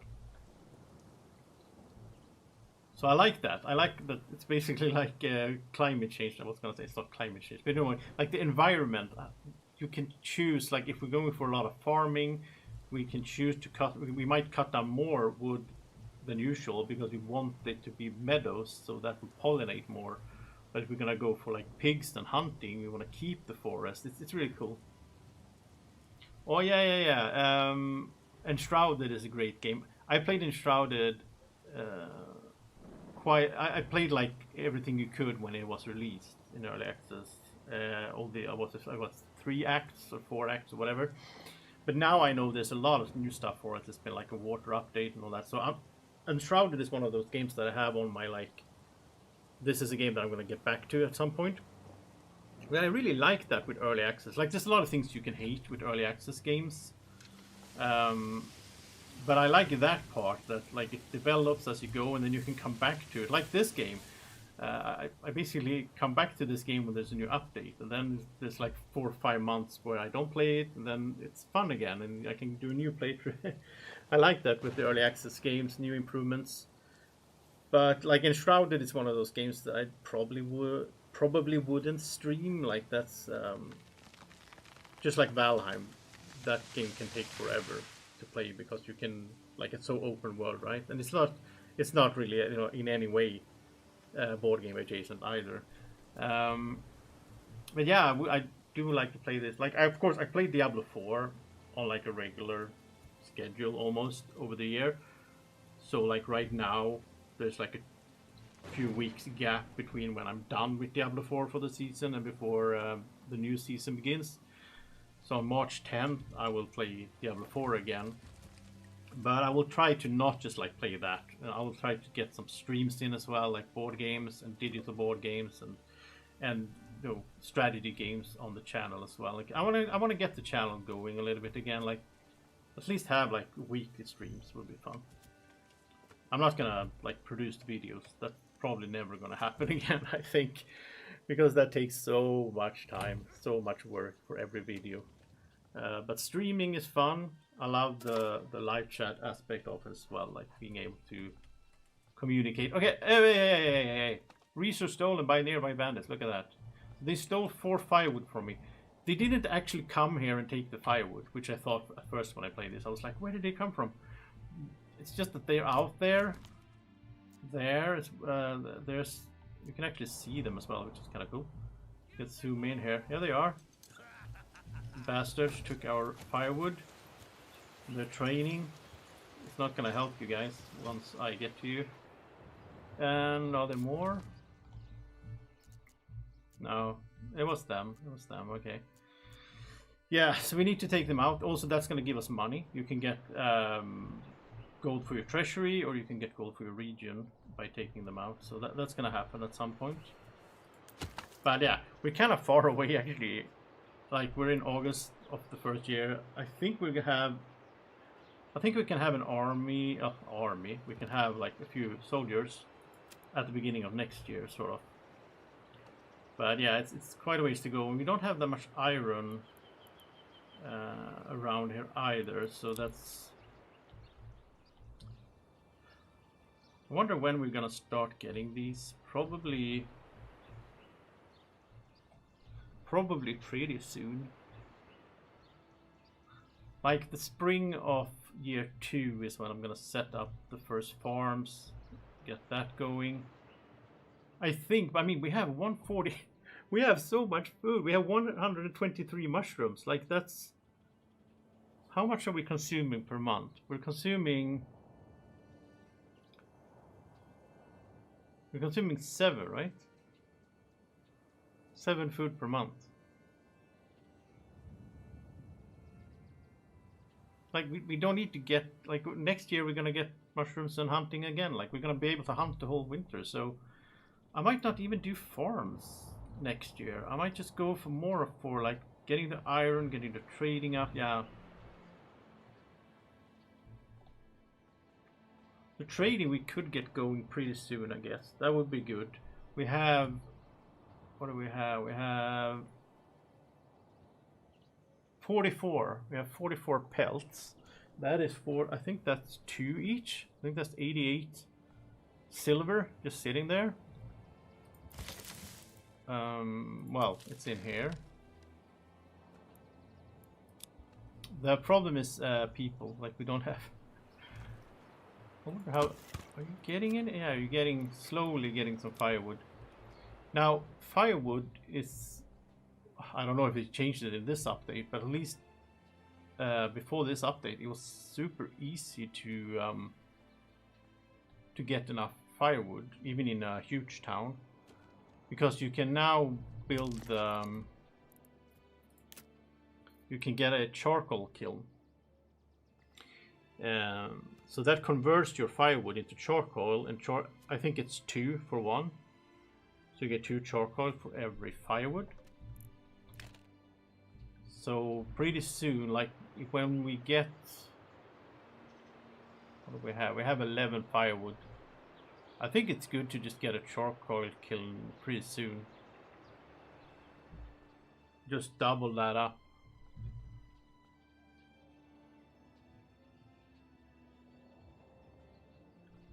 Let's get some speed here. I'm thinking we have another thing I like to do. I mean, we're at 71%, so it's really nice. One thing I usually do here in the first year is I build a church, a wooden church. But you mainly do that to get your approval up, and we already have good approvals. I don't like, you need 20 planks and 10 rubble stone. We only have 5 rubble stone, but we do have stone over here, so yeah. So like, speaking of like in terms of what to do next, I think it's burgage plots. Actually, we might be a little bit late for that. As I said earlier, I want to make sure I get the people every month, and we might miss one here now.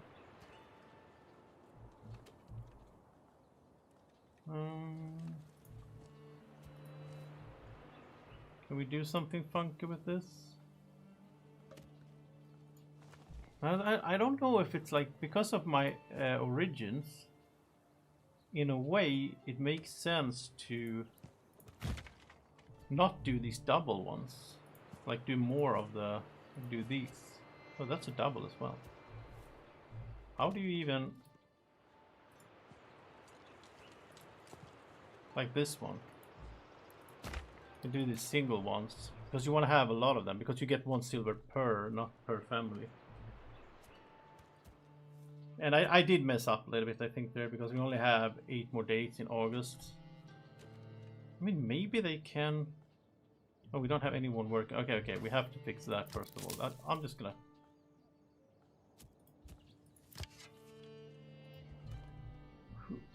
I'm just gonna take you off, because now we have 25 firewood, so that's fine for 7 months. We need to build this as quickly as possible here.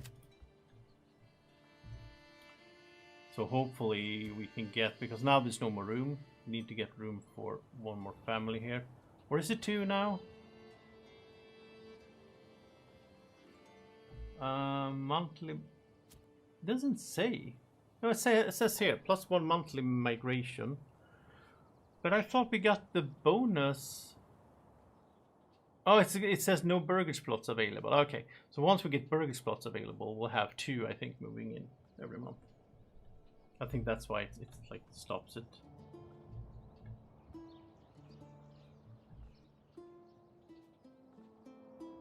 I really want to get the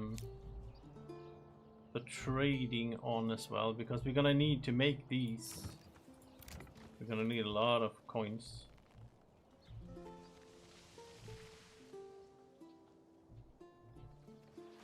Oh, they're building this one first. Maybe we have some. Did we upgrade all of? No, here we go. There's one we could. That doesn't really show. Like, if they can be upgraded, it's like a green arrow. But if you can expand the room, it doesn't really show there. Okay, this is built before September, so that's awesome. And yeah, this is new. They separated this. So bakery and cobblers. Bandit camp. Okay, bakery and cobbler are now level 4, I think. Or level 3, I mean. So there's a level 1, level 2, level 3. You can get. We're gonna get like blacksmith and tailor and brewery later on. It's also good to get apiaries, because they increase the pollination for crops.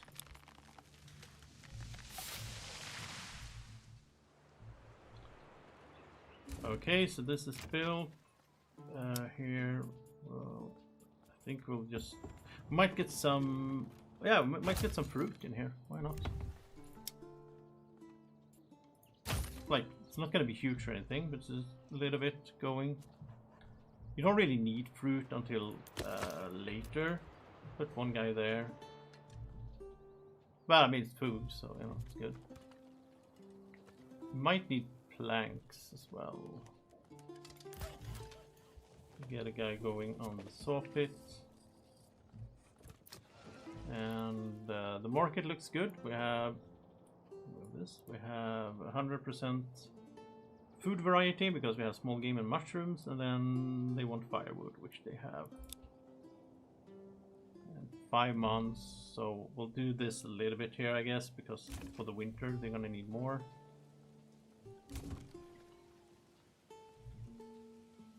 Yeah, this fresh settlement thing is really good. Like the first year, you get so many people moving in. I actually want more. Because I'm thinking now that we're gonna have a field here. We know that. I think we're probably gonna have like the church here. Could we build? Like we could build like stables and stuff here. Just keep that. So maybe we could build like. If we get a road like this,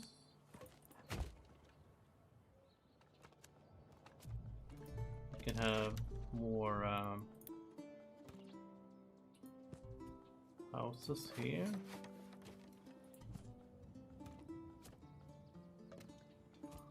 So yeah, let's go for this. Let's do the single family in each home to take advantage of the bonus there. A clear swine. Not that much. From time to time. We live close to each other, but yeah, they're still in the sort of board game hobby place where I was back in the days. So I think they still play like all the new games and all that. So yeah.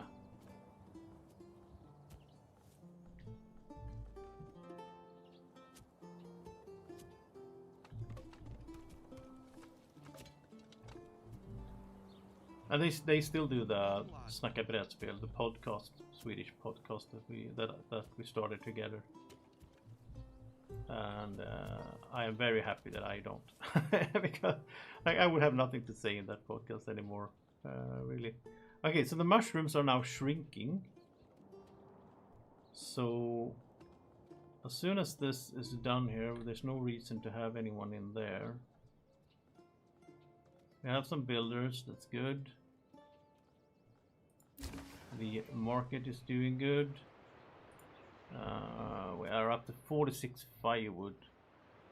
Okay, I think it's time to make a trading post. To get the trading post here. This one has to be connected to the King's Road, the main road, and I also like to have it close to my storehouse and all that. So we'll do it here. Because as we trade things, they're gonna end up here, and then the storehouse people or granary or whatever it is, depending on the item, are going to go and grab it. So it's nice to have that close here. And we have a bunch of planks, but like, usually I like upgrade these, and then I'm like, oh yeah, I'll make an animal pen because then I can get the animals later or whatever. But we don't have the money for them anyway, so we can just save the planks for now. We're gonna need a lot of planks for the church as well. And speaking of that, I should also get a mining pit. Oh, not a mining pit, a stone gatherer camp up here. And yeah, this will probably just be a temporary road. Once this stone is gone, we'll just remove this. But I do like to get that because that's going to be needed for the church as well. Now we have a lot of space. What are we up to? 7 spaces. We get 2 every month, so that's fine. We're going to have enough spaces for people to move in here.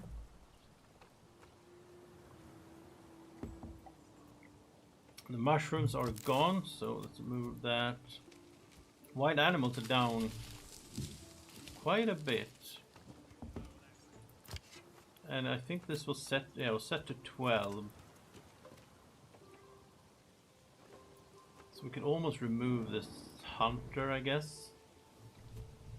But then again, what are people going to do? All of a sudden we have a bunch of people, that's great. It felt like we didn't have anyone just recently, and now they're just pouring in here.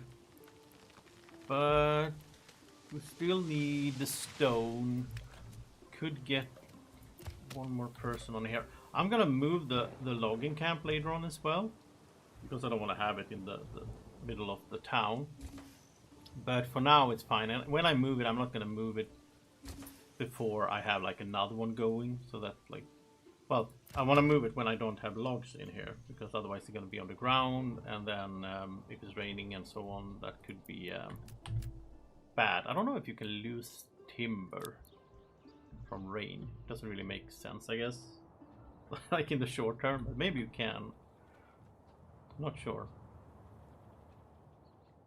It's kind of quiet now. I was thinking about a third ox, but like right now it's been going nicely here. I don't really.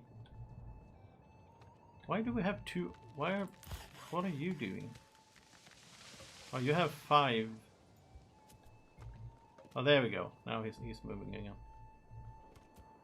I was thinking, how do the saw pit work? Why are we down to 11 wild animals? Did they overdo it?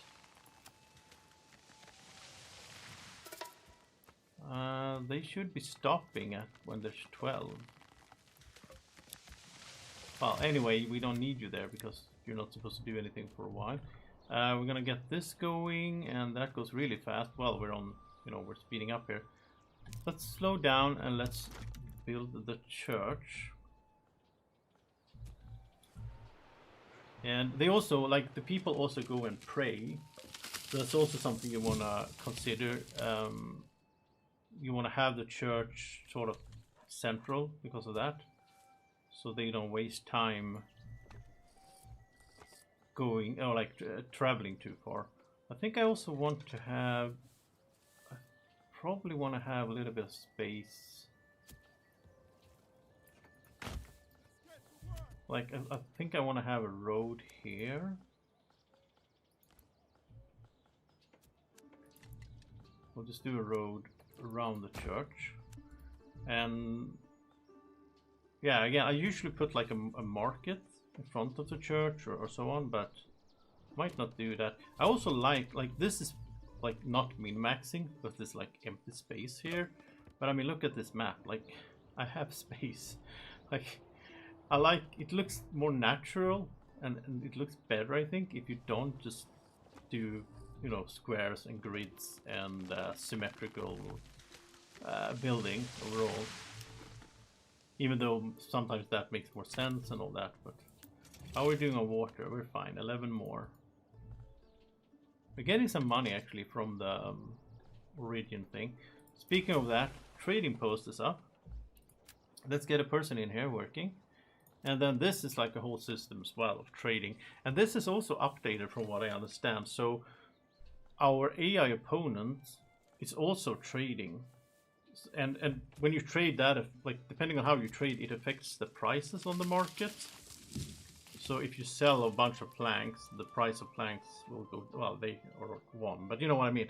Like that will affect the price depending on what you buy or sell, and the AI will also do that, so that will affect things. That's interesting. I think that's something that's gonna come into play later on. We're gonna notice it later on. So we want to start with here is selling pelts, because we have 70. Wow, we have 70. So nice to have that rich deposit there. So we have 70 pelts, and from what I understand, unless they updated it, there's no use for these, so you can just sell them down to 0. You get 2 each. Now this is a minor trade, so minor trades you can just have like this, and then the guy here, or the family employed, will go to the trading point and sell them. If you want to do the more expensive goods, it's major trades, and you have to do this, you have to, it works the same way, but you have to pay and unlock a trade route. You can do this for the miners as well, and what the difference then is that there's a little trader guy walking around, and when he comes past here, if I have this up, then he's going to the traveling merchant. He will visit me and do the trade, like on top of what my people are doing. So So like this pelts here, we don't need to have this unlocked, but I do want to get it unlocked when I can, because that's gonna sell the pelts faster. This is 140 coins just from this. That's nice. I mean, we're gonna need a bunch for... Like, if we want to get some apples here, that's 60, pears 90. This is the same system here where quinces is the lowest tier, and then it gets more expensive and it takes longer to grow, but it gives you a better yield. You can actually just do this right away. I have never heard of quinces before. That was new to me. I had to Google that when I saw that. I'm like, what is that in Swedish? Like, is that a fruit that I have heard of? And I haven't heard of it in Swedish either. But I guess it's a fruit that was like something they actually planted in you know, southern Germany in the Middle Ages, and it's not something that we really consume today, and that's why I never heard about it. So I guess that's the explanation. I don't know about you guys watching. Have you heard of quinces? Is that a thing? Like, maybe I'm just ignorant. Well, I think we'll let these guys just keep going here for the stone. Just get rid of the stone there. We get that. Like, that's gonna last us a long time. We don't really need that much stone. I might pull one off though. Like, just have one family over there doing that. How's the market doing? We have one. Like, here you can see when this tells you when you need to start putting in more families into the granary and storehouse for the capacity, but we're fine here. So what is next? What am I doing? I mean, we're building the church. It's good to have 3 families doing that. It's gonna be a little bit faster. What is the next thing? Is it iron? Maybe. I think so. I think it's the iron, and that is the mining pit. Now this is gonna be quite a walk here for them.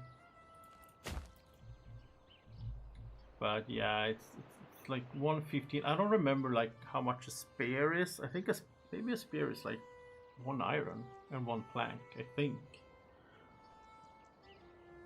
Or maybe it's 2.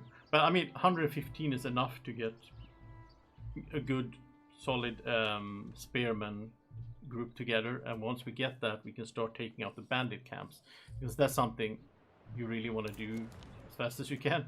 Because they're just basically sitting here and just magically stealing. Oh, there's 2 of them. There's 1 more there. They're just stealing your stuff. I think that the resources they steal, I think they are just saved there, basically. So if you go there, kill them, then you can have it sent back to you. I don't know if there's a time limit for that. Like if it goes 2 years before we kill them, are we still gonna get those 5 firewood that they stolen? I don't know. It doesn't really matter, but I just thought about that. I wonder how that works. I don't think they are like physically there, like in the game. Because when you get them back, it just like, I think it just magically like teleports to your storehouse. I don't think anyone needs to go grab them. We have a lot of firewood. Yeah, I think it's time we remove this one here and we put in the charcoal kiln. Should probably go next to here. It's a little bit too close. Like, maybe we can expand the living space, but we also have, let's see, let's check that. Where was the, there we go, there's good rye here, and here we could do a big farming. Yeah, we might ignore, that's flax there though,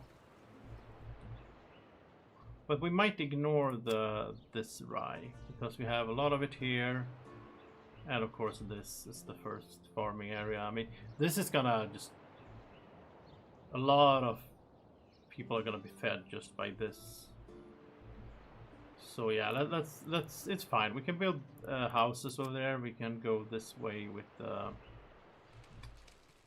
charcoal. Kind of hard to see here. Is that, yeah, that's the road.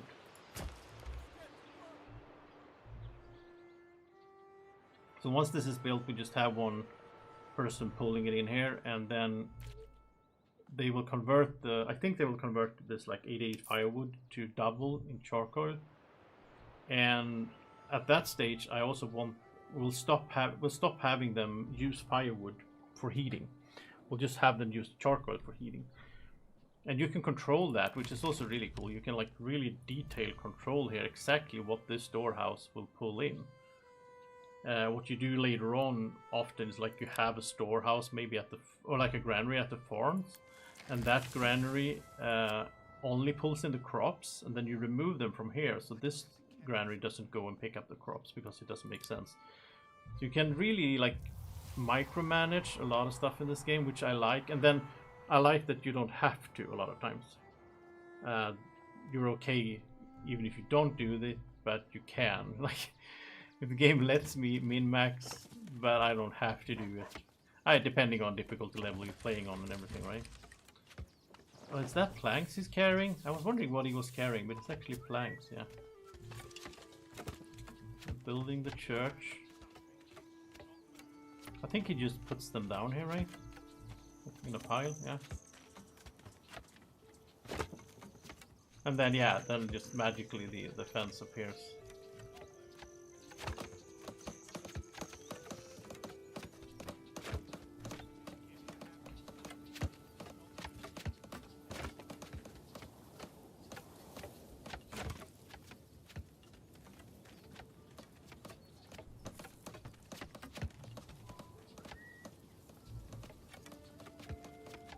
I like that you can take these little breaks as well in this game, like in between. You have a lot of planning to do and all that, but then you just... Sometimes it's nice to just like sit and watch them work. And especially like building the little, like the larger structures, like this one's pretty cool. You have like fallen... Look at that as well. Like it's autumn leaves over here. It's so nice. How's the... Yeah, these are... Yeah, they're growing back. 17 already. So let's get the hunter back here. I hope they really abide by this though, so they don't over hunt. Might have to have an eye on that, so I don't want them to kill off all the rabbits. That would be sad. And let me think, what is next? We do have some regional wealth ticking in from the pelts now. You can go in here, you can see your records. And so we sold 20 pelts so far, 40 bucks. You can go in here as well. This is like amazing. The resources here, you can see like, oh, how many last year, how many pelts did we get? We got 70 and we didn't consume any. Oh, it doesn't count here that we sold them, I guess. Like you can do it for the food. Can you actually see what happened to the bread in here? We started with 20 bread and we consumed 14, and the 6 are gone. Like it says we have +6, but they are gone. And so we lost 6 in the rain. So this is a way to actually check that as well. We got 308 mushrooms. That's crazy. We only had consumed 23. Do we have 285 mushrooms?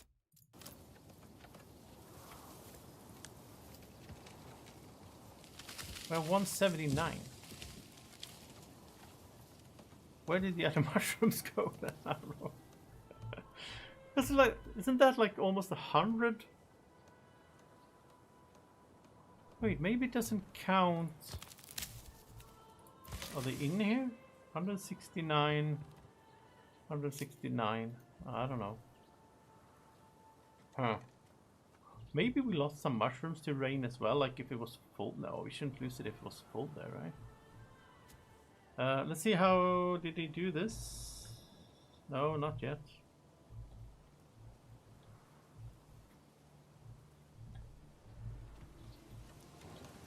I like to have, like, we have 3 families working, like we have 3 building projects right now, so.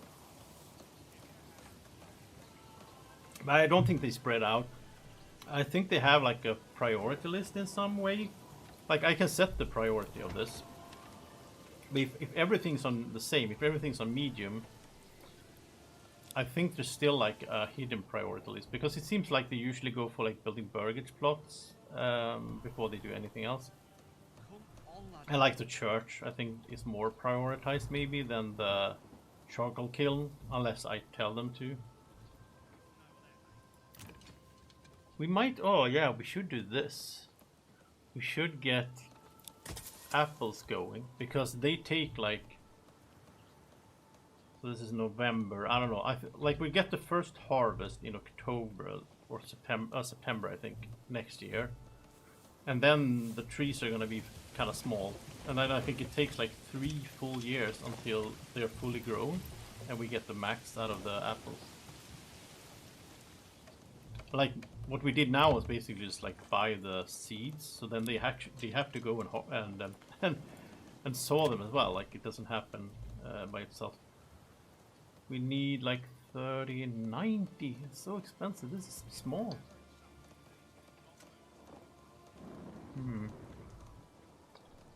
Like usually if I have a rich deposit of like clay or iron or stone or whatever, I usually sell that a little bit in the beginning because just get the money. Oh, here's the church, it's done. But right now, I don't know. I mean, we could sell like mushrooms, I guess.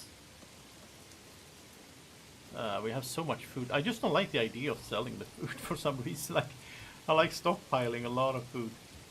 I mean, look at this. It looks so good.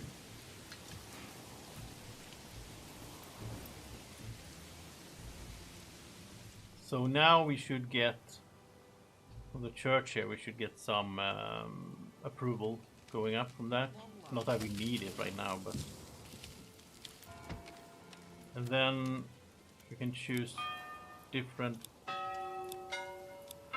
church bell sounds for no reason. You can also upgrade this to stone church, but then you need polished stone, so that's gonna have to wait a bit. But now they should do this fairly quick, right? I want them to do this one here, come on. Because we have a bunch of firewood, so we're okay. But I want them to start getting the iron. Now to get the I was just gonna say it, now we can upgrade these, which I do. I think I want to do that, yeah. So they are upgrading to level 2, and I didn't check now. Let's check on this one. Yeah, so this doesn't cost me any money now. This is amazing. I think it usually costs like 20 or something. It's a 25, 20, 25 something. So it costs half the resources and no money because of my my sort of origins that I selected. And I want to upgrade all of these that are... Oh, here we should get something growing maybe. No, we don't. We're gonna save money. But like all of these, I do want to get upgraded because they... So let's see how that works. Like normally you get... Once they're level 2, you start getting 1 regional wealth per burgers plot per month. But this origin says they produce +1, so now they're going to produce 2 regional wealth per month per burgers plot if they're level 2. Yeah, that's absolutely worth it, I think, because we need the money. Like, we can trade, of course, but I don't think we're gonna sell the stone. I think we might just do this. Like, I never do this, but I think we are going to sell, because we have so much food. I think we're gonna sell some mushrooms. We can sell maybe like, we can keep, we'll keep like 70. And then we'll just sell off the rest, because I mean, soon it's gonna be spring again. This is gonna start growing. We can get more mushrooms anyway, so I mean, they're 1 each, right?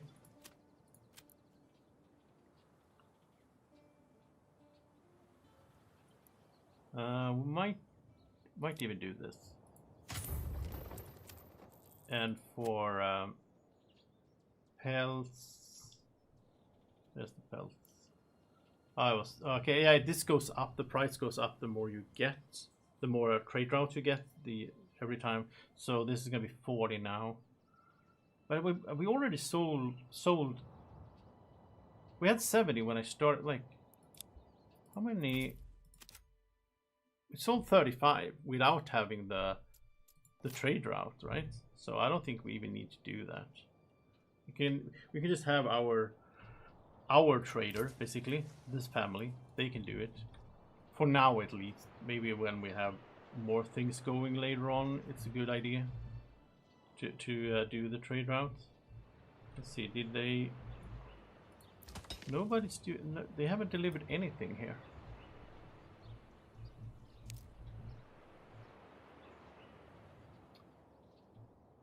Yeah.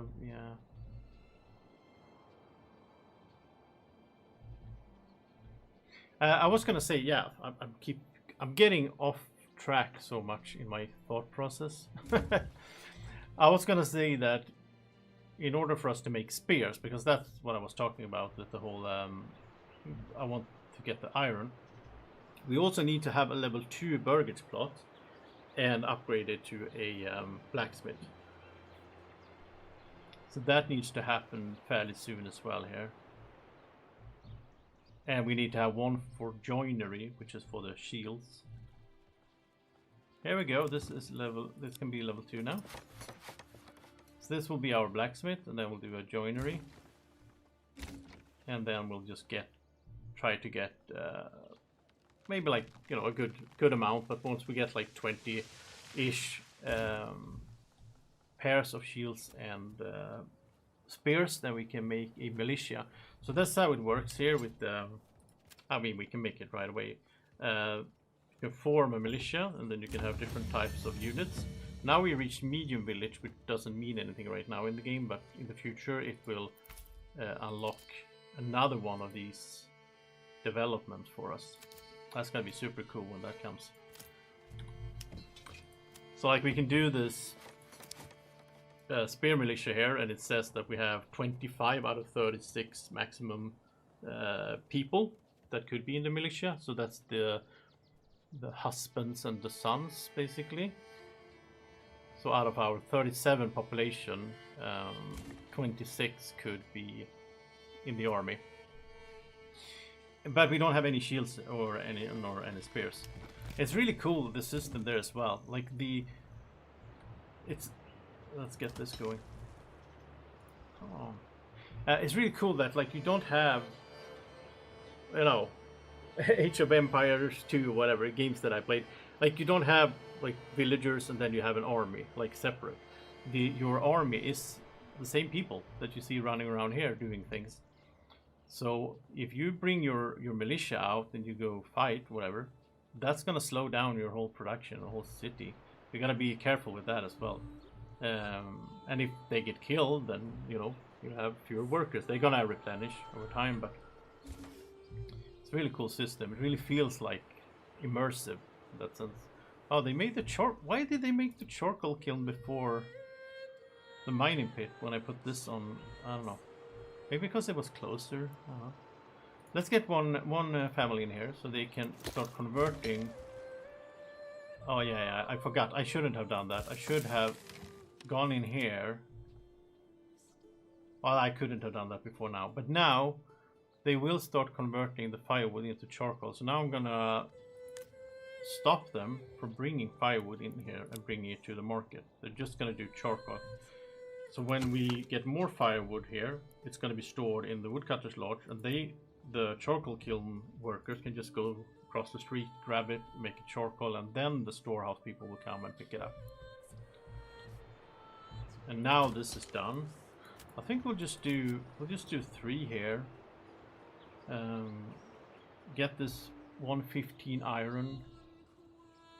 Stone is almost done. And there we go. We can do another level 2, so we can get the joiner. Like I can't upgrade these ones yet because nobody lives there. I can do that one. So I'm not really sure why it works like that. Because I can, if nobody lives here, I can still build like a pen for animals, get animals and all that. We have 76 regional wealth. Maybe, yeah, we should do this. Get the fruit as soon as possible. Have they planted any apple trees yet? No. Well, they have the seeds at least. I'm not sure why they haven't. Maybe they do it in like spring. Maybe that kind of makes sense. They wouldn't put them down in December. Not sure. We have some. Oh, here we go. We have some carrots. At least we'll get carrots in the spring, I think. I'm not really sure which month they harvest those. I'm not sure if that is like the actual farming. We'll be doing that soon. That is like bound to month. Like they will harvest in September and so on. But I don't think that is true for the vegetables, because I think they have more than one harvest per year. I'm pretty sure.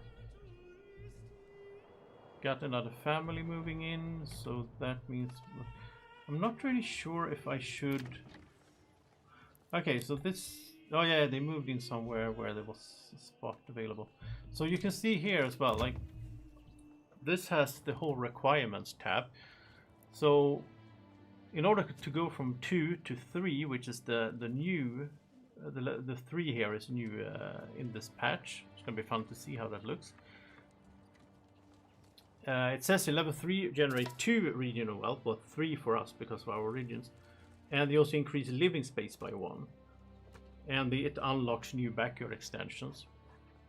So they want 2 foraged goods, vegetables, grains. They do have that. And this is why you need like carrots and stuff. They can't just live on one type of food. You want meats, which they do have, the small game, and they want fruits, which they don't have yet. So that's why you need fruits.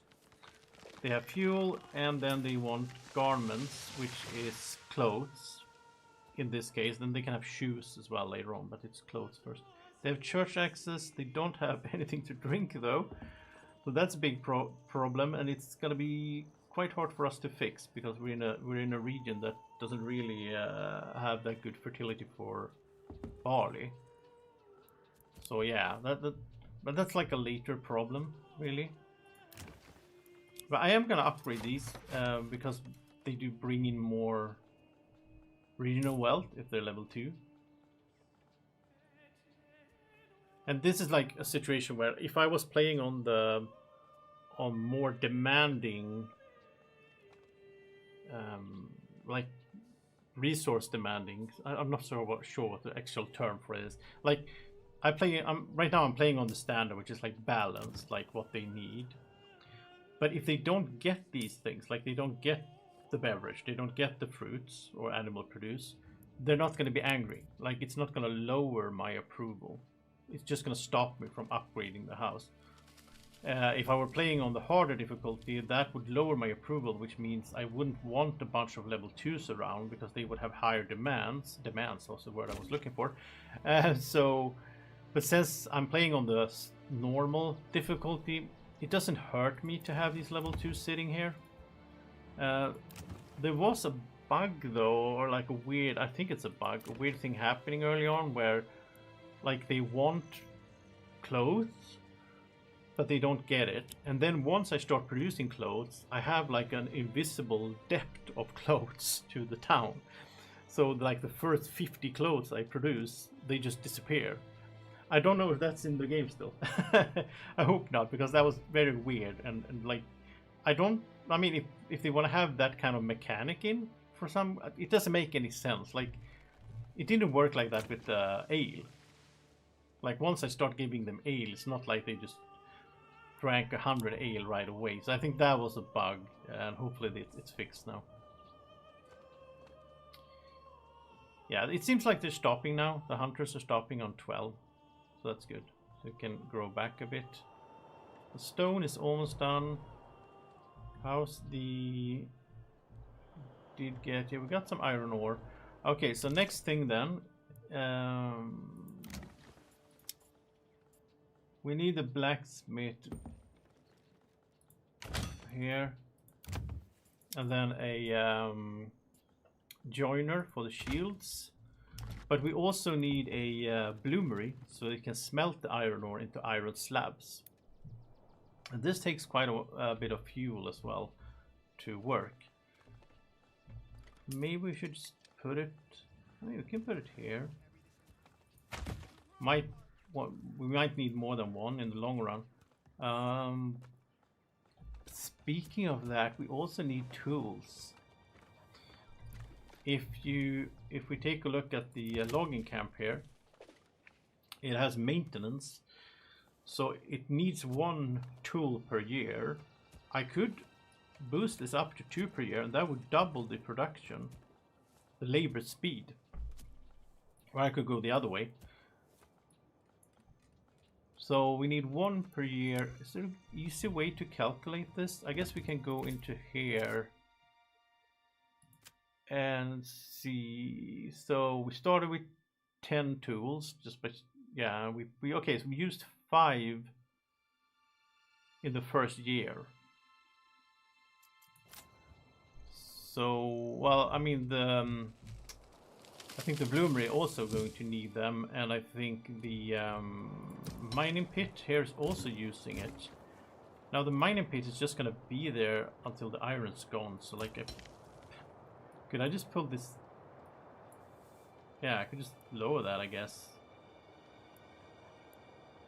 But no, that's gonna. Well, it doesn't matter labor speed. Like they can just, they're gonna take the 84, and that's fine.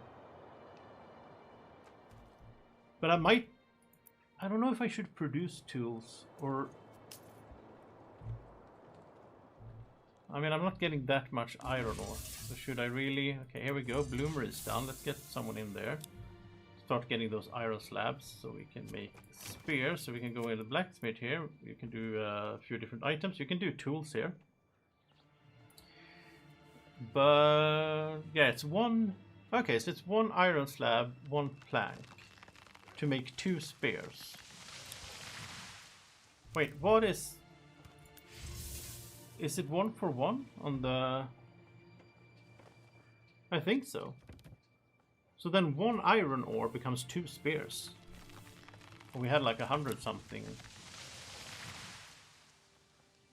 Yeah, okay. I think we're fine. But the thing is, you can make a building called Smithy. The only thing Smithy does, I think this is a little bit weird, but the only thing Smithy does is turn iron slabs into tools. And the blacksmith can do that as well. But of course, if you have a blacksmith that you just want them to keep producing weapons, you might not want them to do that. But the thing is, he's gonna make a bunch of spears. Actually, we should tell him how many. Let's tell him, let's do 40. And then he's gonna stop working once we get to 40, and then we can just have him do tools instead. Because tools is something you're gonna need. You only have 2 left. I mean, we can buy tools here, but they cost 13 each. Like, that's so much money. What does it cost me to buy iron ore? It cost me 11, okay. So yeah, I mean, it makes more sense to buy iron ore in that case. But what we really want to do is we want to grab this region. We want to take over this region and get infinite iron up here. Then we can send it back home as well. Once you get another region, it's kind of interesting as well, the system. It's like you get a separate town, really. It's not like your border moves. It's still separate regions, like they can trade with each other and so on, but it's not the same region. You still have to start over in a sense. You have to, like, you know, feed them and all that. Let's take a look up here. It's been a while since we looked at the... Oh, look, they made a church.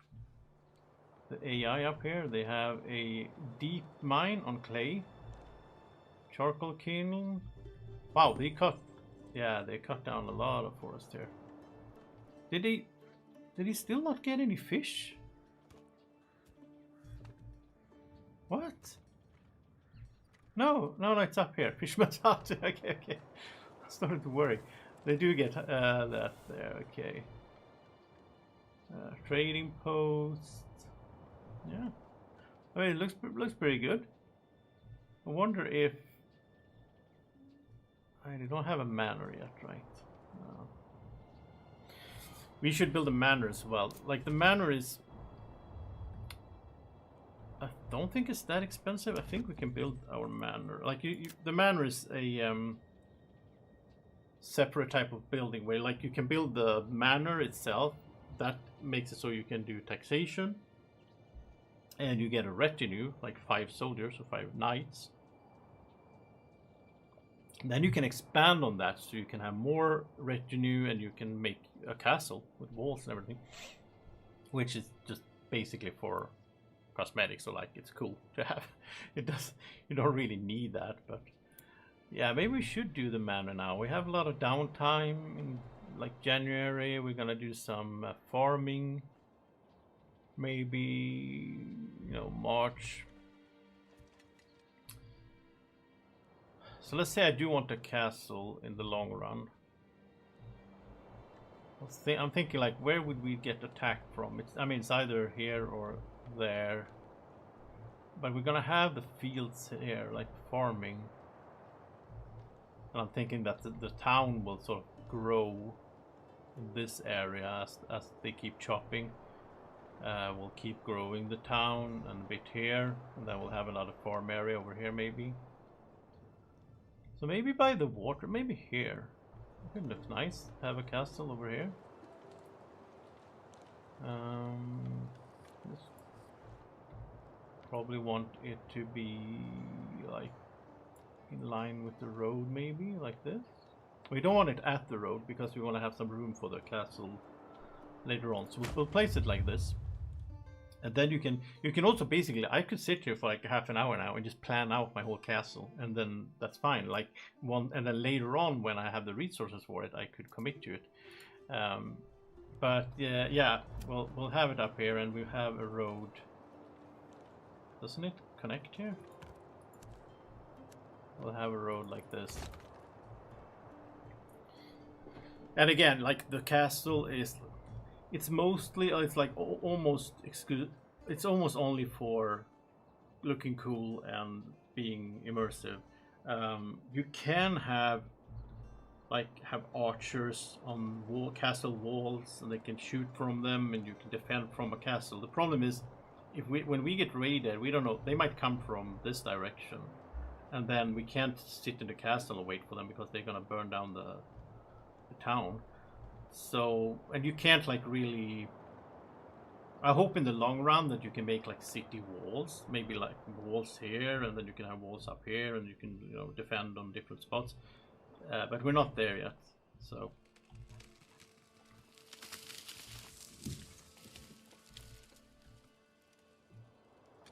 What are you guys doing? Are you still not taking the... Oh, they're sick. Okay. Yeah, a family can get sick, and then they're just home. And that's why there's 3 stone here. You can upgrade. We should do that. We can upgrade the forager hut. This is heavier than it looks. To get some herbs. And then they can... Once we start getting that, when they gather the herbs, they can use that to treat their illness. So that's actually good that I got reminded of that. How's the fuel doing now? We have 7 months. We have 61 charcoal, and it should be making its way here, right? Yeah, it does. And we still have some firewood here as well, but they're not accepting it anymore. So there's the storehouse. It's still 20 firewood there. Yeah, it's gonna take a good. Like we don't even need anyone. Yeah, we could pull this family off here really, but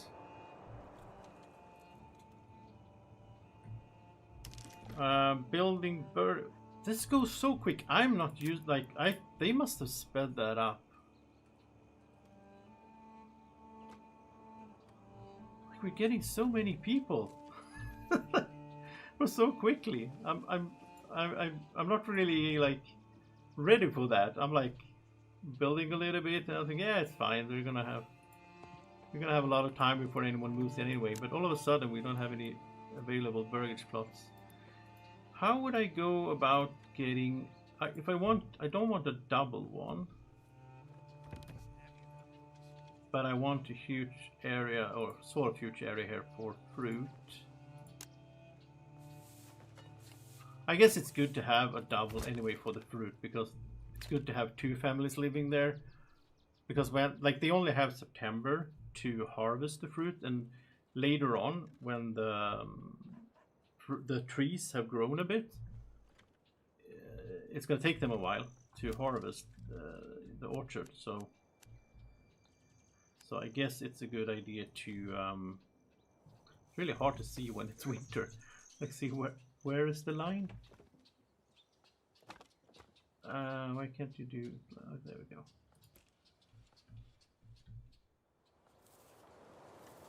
I just want this to go around like this. And connect there. And then we do some more. Gave the old ox a handful of month-old grass. He spat it in my face and tried to carve me a new nipple. I don't know if you heard that, but it's pretty funny. They're telling stories here. This is not optimal because this would just destroy these trees, and there's no reason to do that. It's better we have them use them.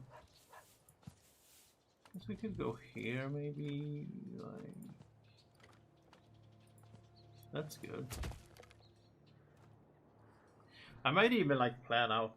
We have a lot of timber. I might just plan out a bunch of burgage plots because like we're gonna want people anyway.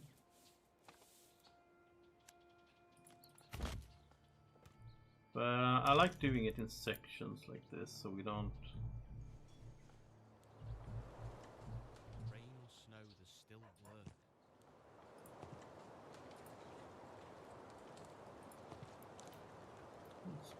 Let's do 3 here.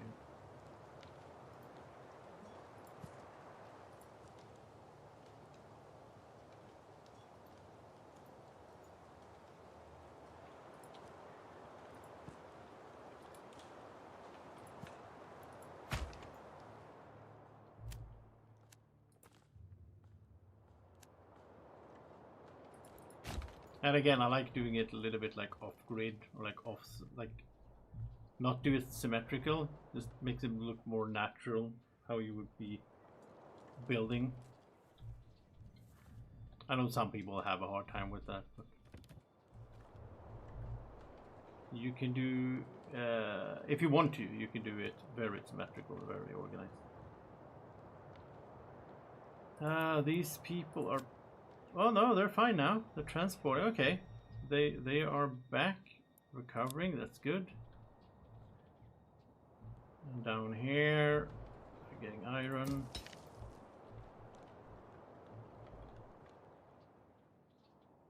Still have some firewood. Like when we run out of firewood, we have to put someone in here, or we have to remove this family here. So. Why do I have to carry this alone? They are making large. Well, maybe we should. Yeah, we should probably. They shouldn't do too many large shields. The large shields consumes planks. Why haven't they made any? By the way. We all know what that means. 5% labor, 87% transportation. So they basically just brought 1 plank here. Okay. Yeah. So. The easiest way to check what you're getting. Oh, they did make some. Easiest way is to just open the military menu, because then you can see here we have 10 spear militia now, and the reason we have that is because we have 10 shields and 10 or more spears, right? So when I look here, it's like, oh, they haven't made any, because I'm looking at the surplus, and they go into here. Like if I do this, I can see them here, 10 shields. So sometimes I get a bit confused because of this, but I still like to have it on surplus like most of the time. So we have 10 spear militia. I wonder how many we need before we go after some bandit camp. Maybe like 20. I mean, we could get the retinue as well if we get the manor built, right?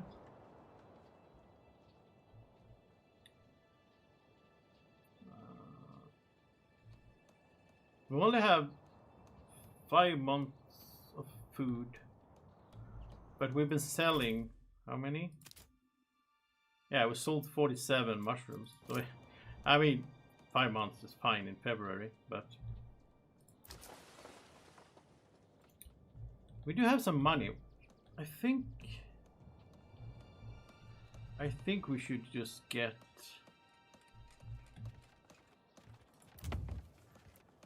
Yeah, let's get some cabbages here. And beetroots. And we still have 22, so maybe also...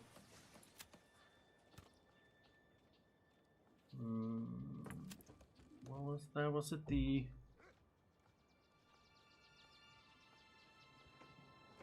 Yeah, we have one tool. I mean, it's fine though. The blacksmith can make it. We still have some iron ore. So I think it's fine. Should I get another ox? I think so, but I mean, they're out working, right?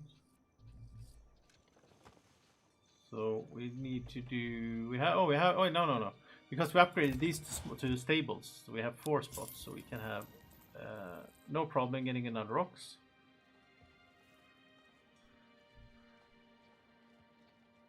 I also would like to fairly soon start getting some sheep. Like you can, yeah, the sheep you have to import them, but then they reproduce quite fast. So you can get like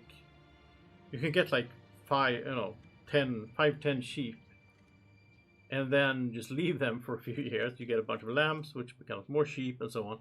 And then you can start, of course, as well. You can get wool from them, which you can turn into yarn, which can turn into clothes.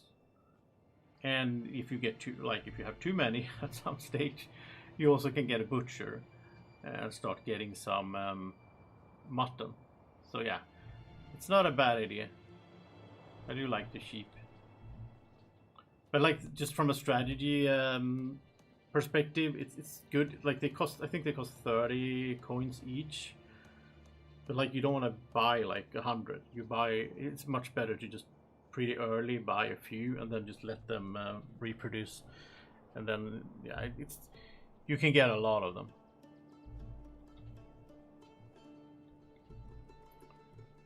I'm kind of waiting for like this 1 stone. I'm sort of. I like when I get rid of these, because like now I'm like I don't want to forget, like especially this one that's a little bit further away from where I'm looking most of the time. I don't want to do like 2 years and then realize that I have 3 people sitting here not doing anything because the iron's out. So you wanna stay on top of that.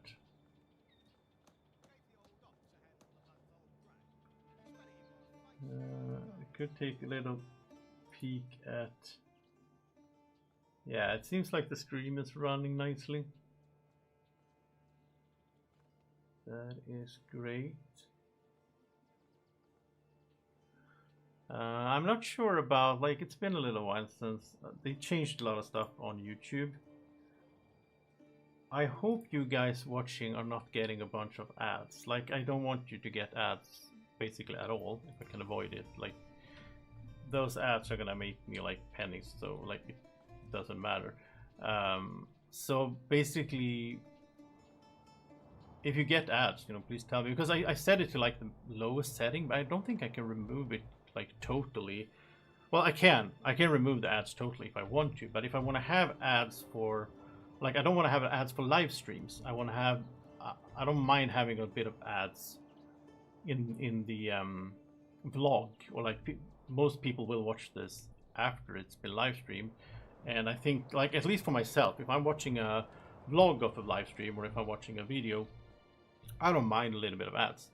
But if I'm watching a live stream, I don't want to be cut off in the middle of the live stream, because I can't pause it, right? So I'm missing content, sort of. So that's why I want to avoid that, but I don't know if I can avoid it totally on YouTube. I want to keep it to a minimum though. Like, it doesn't make any sense if I'm, if I'm streaming weekly now. What's up with my camera? Hello?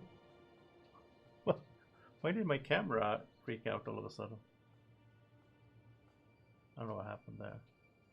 I was gonna say, if I'm streaming like weekly now and so on, there it's not like I need to have a bunch of ads for actually making money. Can you stop doing this? Why is it all blurry? I have no idea. Has it been that way? Maybe it's been that like that for a long time, and I haven't seen it just because now I. What is going on?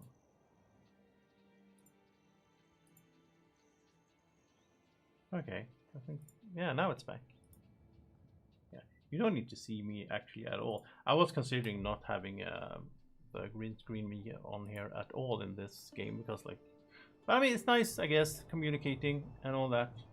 I guess it's nice, and I made myself smaller than usual, just like yeah.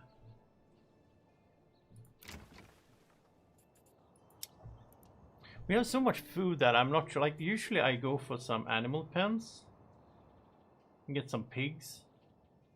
Especially at the beginning, again, like I explained earlier, it's like the pigs are you're getting more from the pigs the earlier the game because you have more forest, so they get a boost from that. But I think we have like good food sources now, especially when we start farming. So I think what I might do that what I'll do is I'll get some. Oh, I don't have the planks. I'll get some goats because the goats gives you meat, but it also gives you what's it called now in the game? It's called hides, which you can turn into leather, which you then can turn into shoes. We don't need shoes for a good while, but it's good to stock up on that. And they also give you milk, and milk is a animal produce. So getting that is good for the whole upgrading process, and you also need, I mean, you can also get eggs from the chickens and get chicken meat as well. So like chicken, and I'm not sure we're gonna do pigs that much, but we could do goats and chickens a little bit at least, and then have the main food be like vegetables, hunting, mushrooms, and farming, and some apples and all that, I guess. Oh, they're done now, finally. That took you a while. Okay, so now we'll just demolish this. It's not gonna rain, I guess. I don't think it's any problem. It's only 3 stone anyway, 1 timber. So they're gonna pick that up. Oh, that was quick. Straight away. Endres! This is the guy from the beginning. And he's right away going out there transporting the rubblestone. Good job. So we have 100 rubblestone, okay. This is heavier than it looks. I don't really remember, like you get it, you need it for the well, I assume, right? Yeah, you need it for the stone well, which you actually should get soon, because yeah. And you need it for, oh that's polished stone. You need it for granaries, I think, to build more granaries and so on. So you do need some rubblestone. But 100 seems nice. How are we doing on the iron? We still have 71. And they are turning it into iron slabs, and that turns into spears. We have 70 militia. I think as soon as this is done, it's gonna take a while, I guess. But as soon as that's done, we get the retinue. We'll start go and hunt some bandits. That would be a good idea. And what you can do also, you can hire mercenaries, but they will cost you from your treasury. But you can hire some really good troops that just comes in, and you know, if you get raided, that could be like not long-term solution, I think, economically, but it could be like the first raid, which will happen in year 2. That could be a solution, I guess. But to get that, you either need to start taxing the people. If you tax them, then a percentage of whatever regional wealth will become your treasury every month. Yeah, they stolen 4 pelts. That's 8 silver they stole from me. Ah.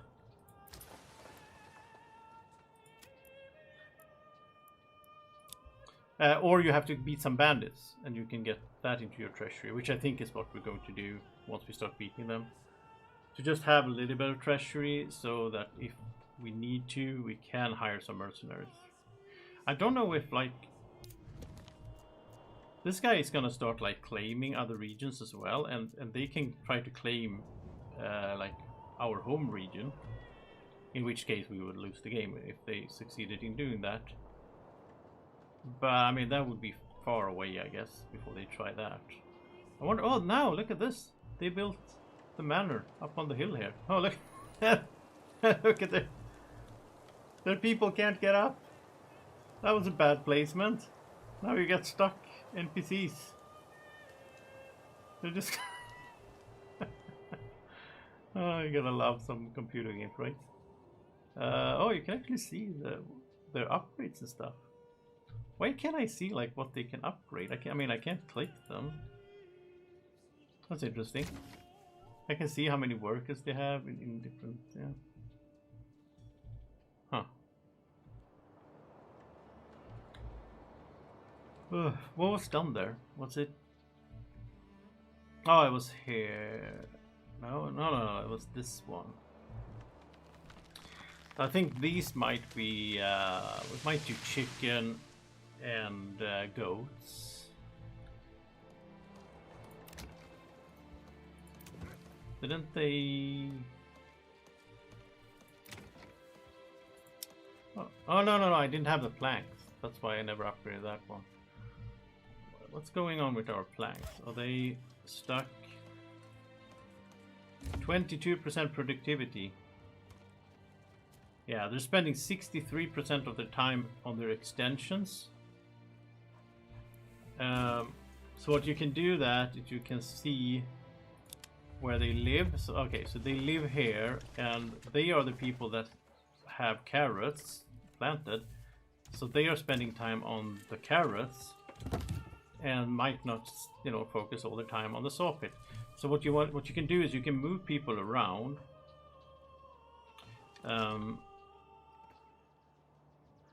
So maybe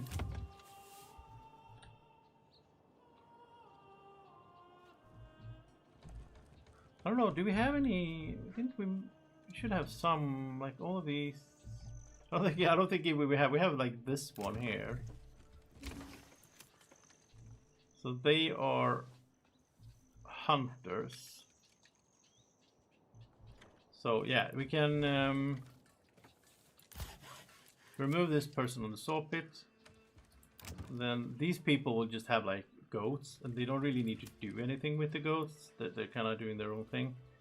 So we'll assign them here. So then the saw pit people work here. It's where they work close, and they don't do. They're not going to spend any time on their extension. They're gonna make more planks instead. That makes more sense. And then I guess we need to put someone on the hunter. Like you can micromanage this, like all the houses. The most important thing though is like these places. Like in September, they're gonna spend a lot of time here harvesting all the beetroots or whatever you have there, orchard or whatever, like extension. So you don't want people that have these like farms or orchards to also work in your farming area, because they will have the same month, September, to harvest in both. So they will spend a lot of time there. So you want to have like these guys with animal pens, chickens, or apiaries. I don't think they do anything with those three.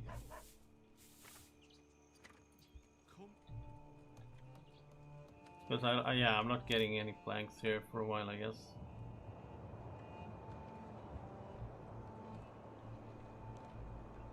But it's starting to shape up, this little village. I think it's, or are we a small village, I think? Or maybe a medium village.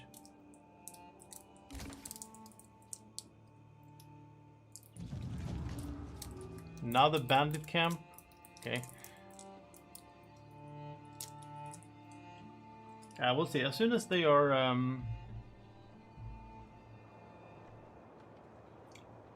this is going fairly slow. I mean, it's a bit away. Like the ox has to go and get the timber all the way up there.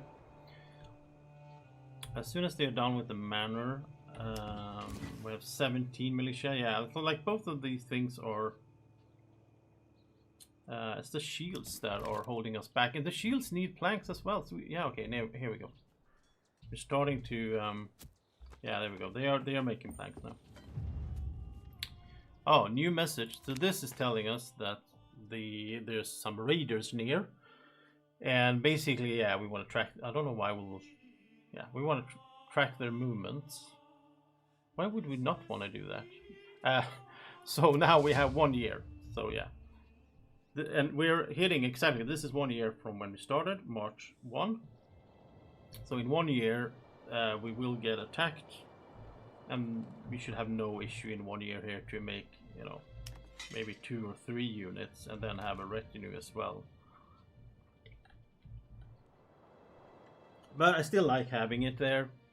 Like, even if I can beat them or whatever, I just like it because I played this on peaceful mode, and then it's like, why am I making weapons?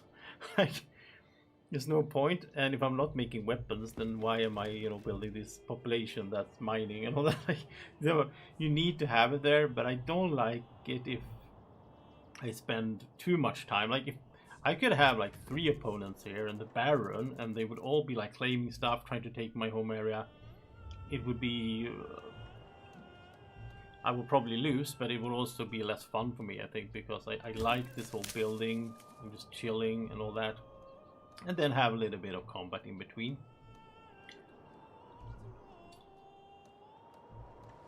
Wait, did they just leave you here, Kunt? He's just standing around with a log. There's nobody here to guide him. Oh, guide is coming, okay. I think we should set up the farms now. I think that's the next thing to do. We could also, let's see, this one here, we could do this now.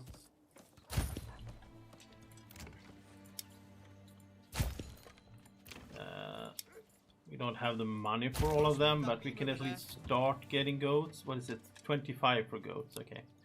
Yeah, so we can start getting goats. That's going to give us hides and milk and chevon, which is, I never heard that word before. I guess it's goat meat, chevon.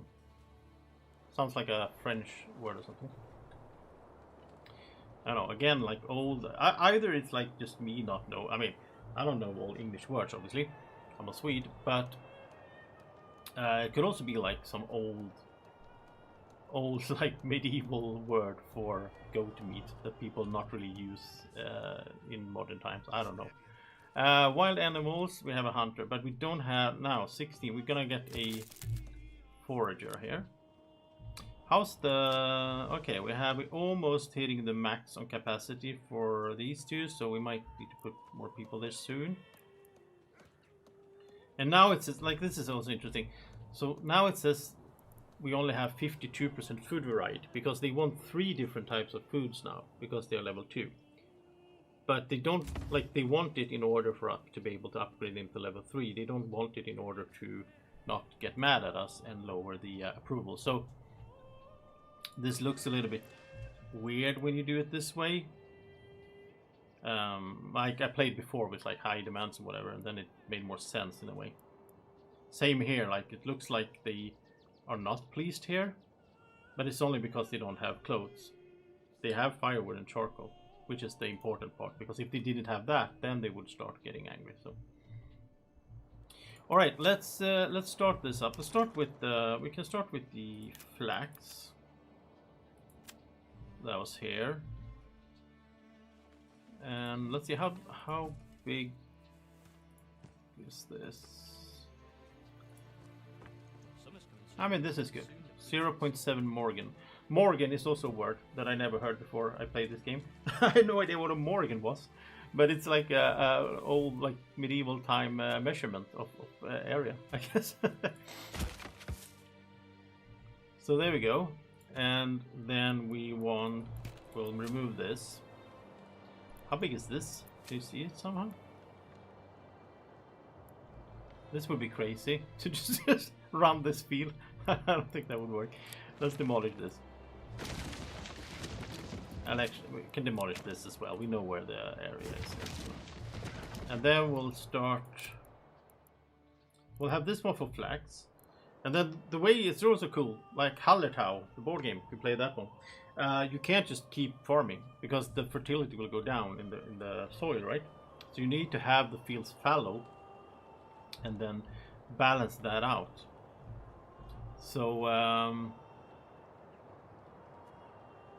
Like this field here is just gonna produce like every 2 years or every 3 maybe, because we want to make sure that it keeps its fertility up. And we can do this for flax as well. And probably 0.5, that's a little bit low. Like, it doesn't matter if we go a little bit into this, it's just gonna lower the percentage of the yield a bit. Yeah, so this is 3 flax fields, and what we do then is we put this one, you can do crop rotation. So you can have this automated, which is amazing, because it's I've played without automation, because it's like you can, if you really want to min-max, then you can get a better yield, or at least it used to be like that in the game. Maybe that's changed in patches, but the best thing you could do was to like micromanage your fields every year, and like where they would, you don't need to do that. You can just do this crop rotation and then just automate it, which is what I'm gonna try to do now. So here we have the percentages. So we can do wheat, we can do barley here, but it's 12%. We're not going to get that much barley out of this field. The flax is not that great either, but it's like the best flax spots we had. So what I'll do here is I'll do flax and then fallow and then flax, I think. Or actually I might do rye then. So like it flax, oh no, let's do it this way. So flax first, so we can start getting some clothes going. Then we'll do some rye for eating the rye bread, and then it's fallow. It just gets back some fertility for both of these, and then yeah. And on this one, we'll just do it one shifted, like that. And on this one, we shift it one more, so we start with rye, and then fallow, and then flax, right? So flax, rye, yeah. Or wait, there we go. This one was actually pretty good. It was this one, right? Oh, which one was that? This one. Oh, this is 52%. Okay. Yeah, so this should work. This little setup. Then you need to have a farmhouse, and we don't want to place it where. I mean, we have a lot of spots for rye. I guess. I think that's fine.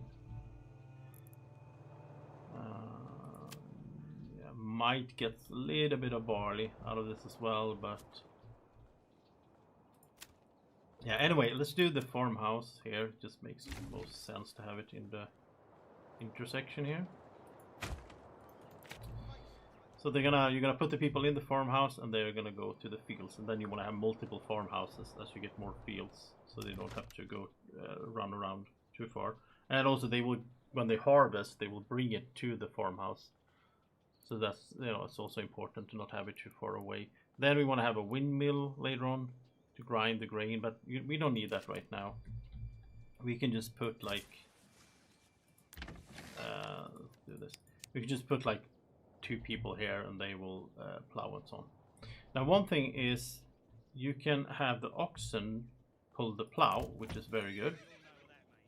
We don't have enough money yet, but I think I want a 4th ox, because then we can also have an ox assigned to the farmhouse, and they will only do that. And which is a bit of wasteful, I guess. In the beginning, you might need them for other things. You can have them there during the sowing and the harvest, but then you can pull them off. They help a lot. Like, they speed it up a lot. What do we have? Let's see, this. Yeah, let's remove this road. That was for the stone. And then we can have one just like this for now.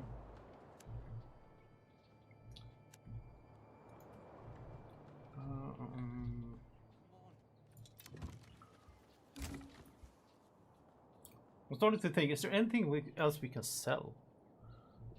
I feel like that would be good to get going. 62 here. I think we just pull one off here. We're running out of tools, so we have to. What are we at? Well, we have 36 spears actually.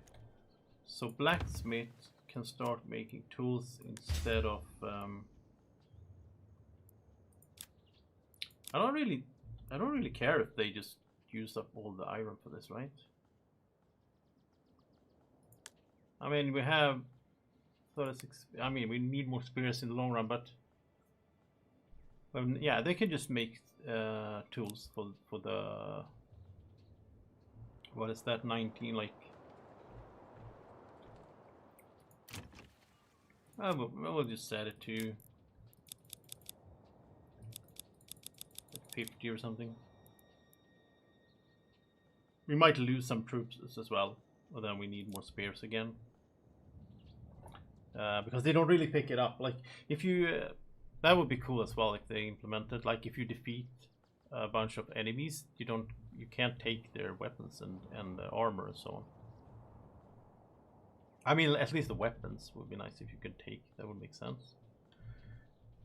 We have 39 planks. Like, there's no hurry in upgrading these because, like, we can upgrade this, but there's no hurry in making animal pens because we don't have the money anyway to buy the animals.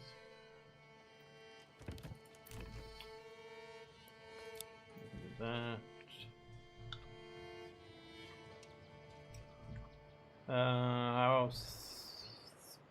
Well, we don't have any firewood, so we'll just move you there to get firewood, so then you can go back and do charcoal. I think I was gonna set this to highest. I want them to build the manor. Like, there's no rush with this, it's only March. Got some mushrooms, we got some wild animals, but they're not... yeah, you're not really doing anything, the hunter, because they need to recover there. We can speed up a little bit.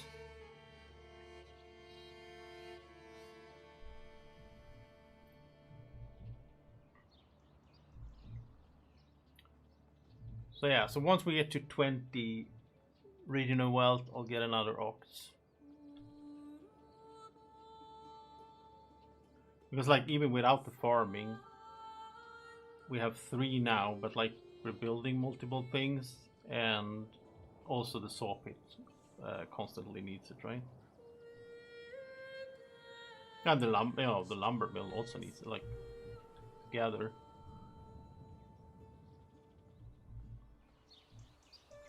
Running with planks.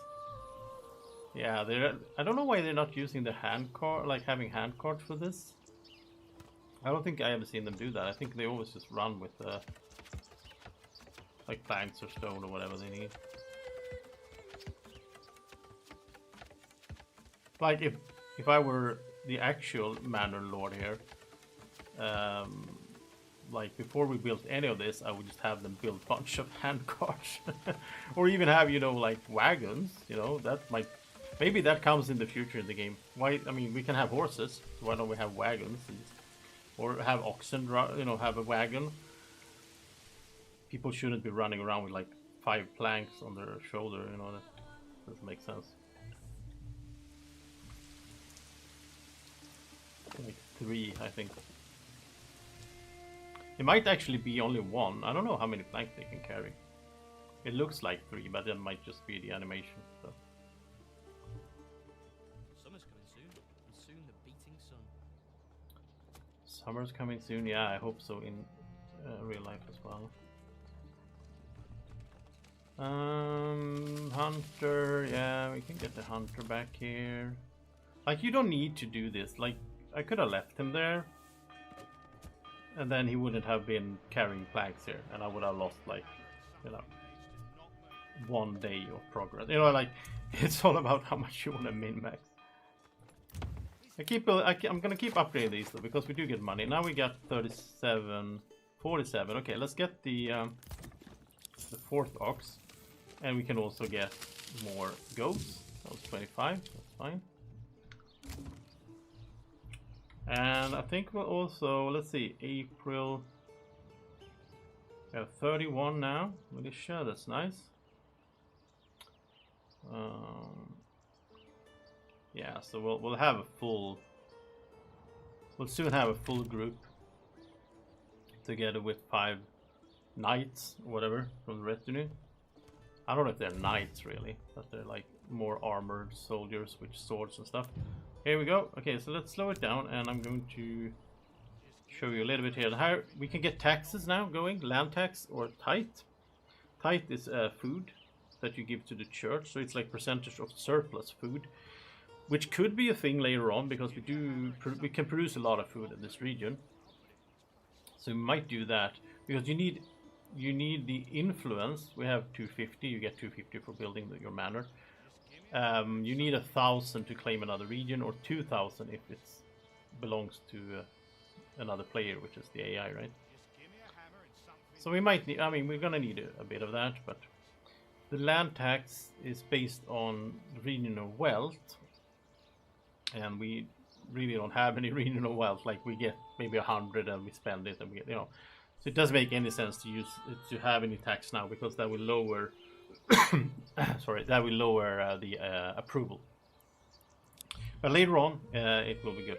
But now the good thing with building this now is we got this retinue here, and these guys can just come out and say hi. So these are separate, like these are separate military units, which is also cool that there's two systems. So if they are not deployed, they will just sit around in the manor, just eat food or whatever they do.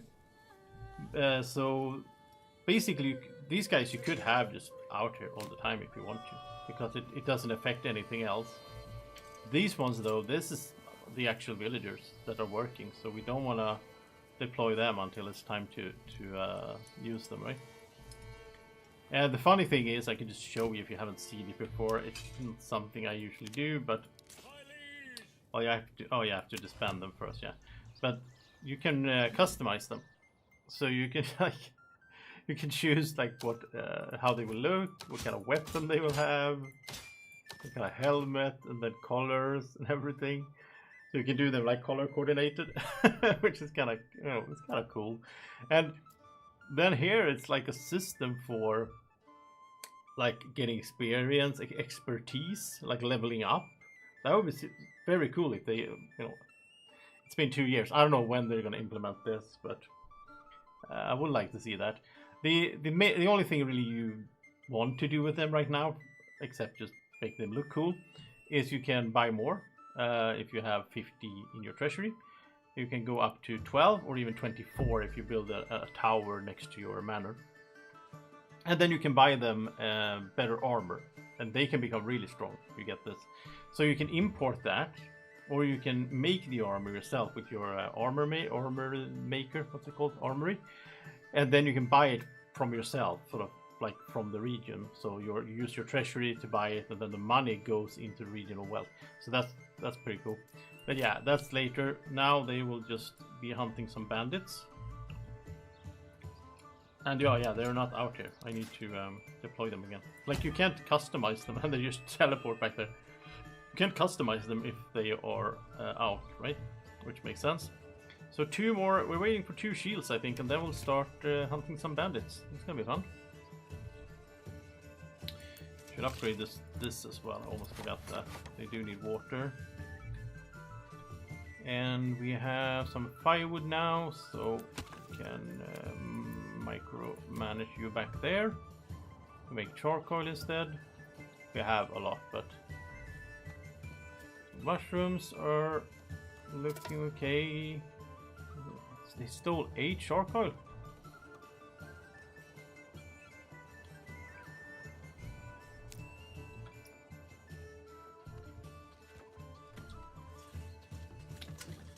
Look at this, they're taking care of the...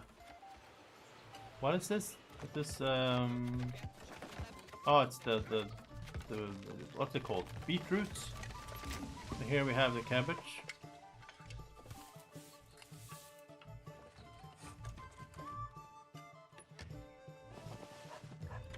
Yeah, they have a lot of area here. This is gonna be so much food.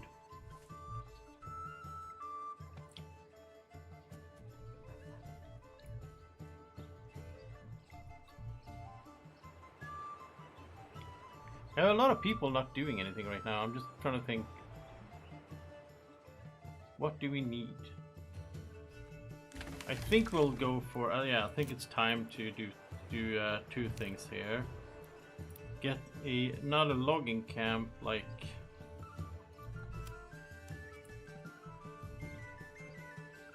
think we'll just go in here. Now it's kind of hard to see. There it is. So we'll get a logging camp right in here in the forest. And then we'll also get a forester here. It does need to be here, I guess. Well, yes, yeah, I want to have them here. Actually, let's do that. And then once this, oh yeah, it removed the trees. That may be bad, but when this is up and running, they're just gonna start shop around here. Then we're gonna have one family work the forester hut and plant new trees around here. And then hopefully, by keeping a balance in that, we can have this area here. I mean, it's a pretty huge area. We can have this forest just replenishing and just being here. And then the town can continue. I mean, somewhat. We want to cut a bit here, and then the town can continue here. We should maybe... I mean, I could direct them a little bit more. Because I would like them to get, like, this piece. We can see the town a little bit better from this angle here as well. But, like, have... you know, a bit of industry. We're gonna have like a second granary, a second storehouse, and a second market somewhere here in the center.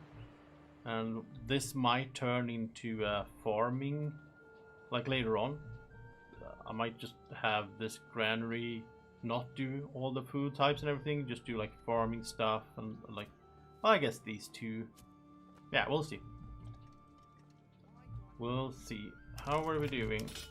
36. Here we go. Time to get some. They are this direction, right? Yeah, we could go. Yeah, we could do like a full circle around the lakes and take out 3 bandit camps. That would be nice. So here's our. They're not actually there. Here we go. Our spearmen. So while they are away now. We just have to accept that like things are gonna move very slowly here, because I think it's how many do we have? We have 38 adults, right? Wait, am I reading this correctly? We have 19 families. Yeah, so 38 adults and 19 kids. So yeah, we have two. Basically, we have 2 husbands, not in the army, so they can, you know, do whatever they're doing here. And then the wife. We're gonna get this going at least. But the rest of them are away, so not much will get done here. Like this might not happen that much while we're away. But I want to get this done before I go into war.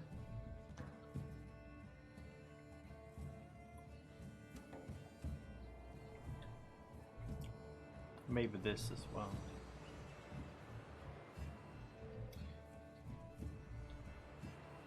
You see them bringing all the logs over here. Or do they need a log for the... Oh, they just... Yeah, they need one timber for the plow addition there.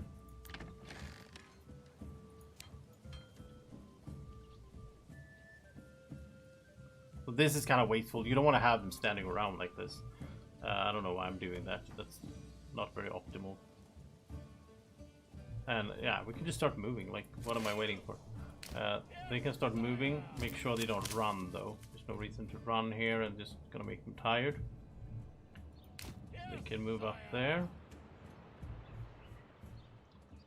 I mean, it takes a while for them to walk as well. And this is a bit overkill. You don't need 36 to handle like bandit camps. But I guess the more you have, like, it's safer. Like the risk of losing any of them is lower because we have a good amount of them that goes in fights. Okay, so now we are going to assign 1 ox here and like 2 people.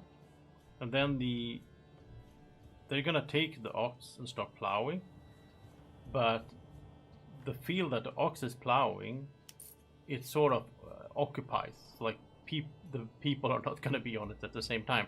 They're gonna plow another field. So if you have, let's say you have 2 fields and we have 2 oxen plowing, the workers, the actual people, are just gonna sit there and wait for the ox to be done, and then they can go and start sowing. So that's why I like to just have one here at the first, have 1 ox, and also it's good to have the other ones available for the other things need to be done. They're gonna start plowing by hand here probably. And then when the oxen is ready, they're just gonna move over and start sowing.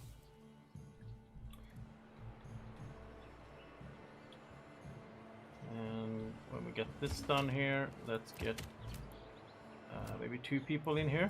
Just chop wood. It's always good to have the timber and all that. We don't need to do, I don't think we do the forester now though. Well, actually, we have people, why not? Let's do this. And let's tell them to plant trees. Probably just like, I think this side on of the road is fine. I don't remember now. Was it? No, we're not gonna make any more fields here, so that's fine. We can plant trees here, I guess, or whatever.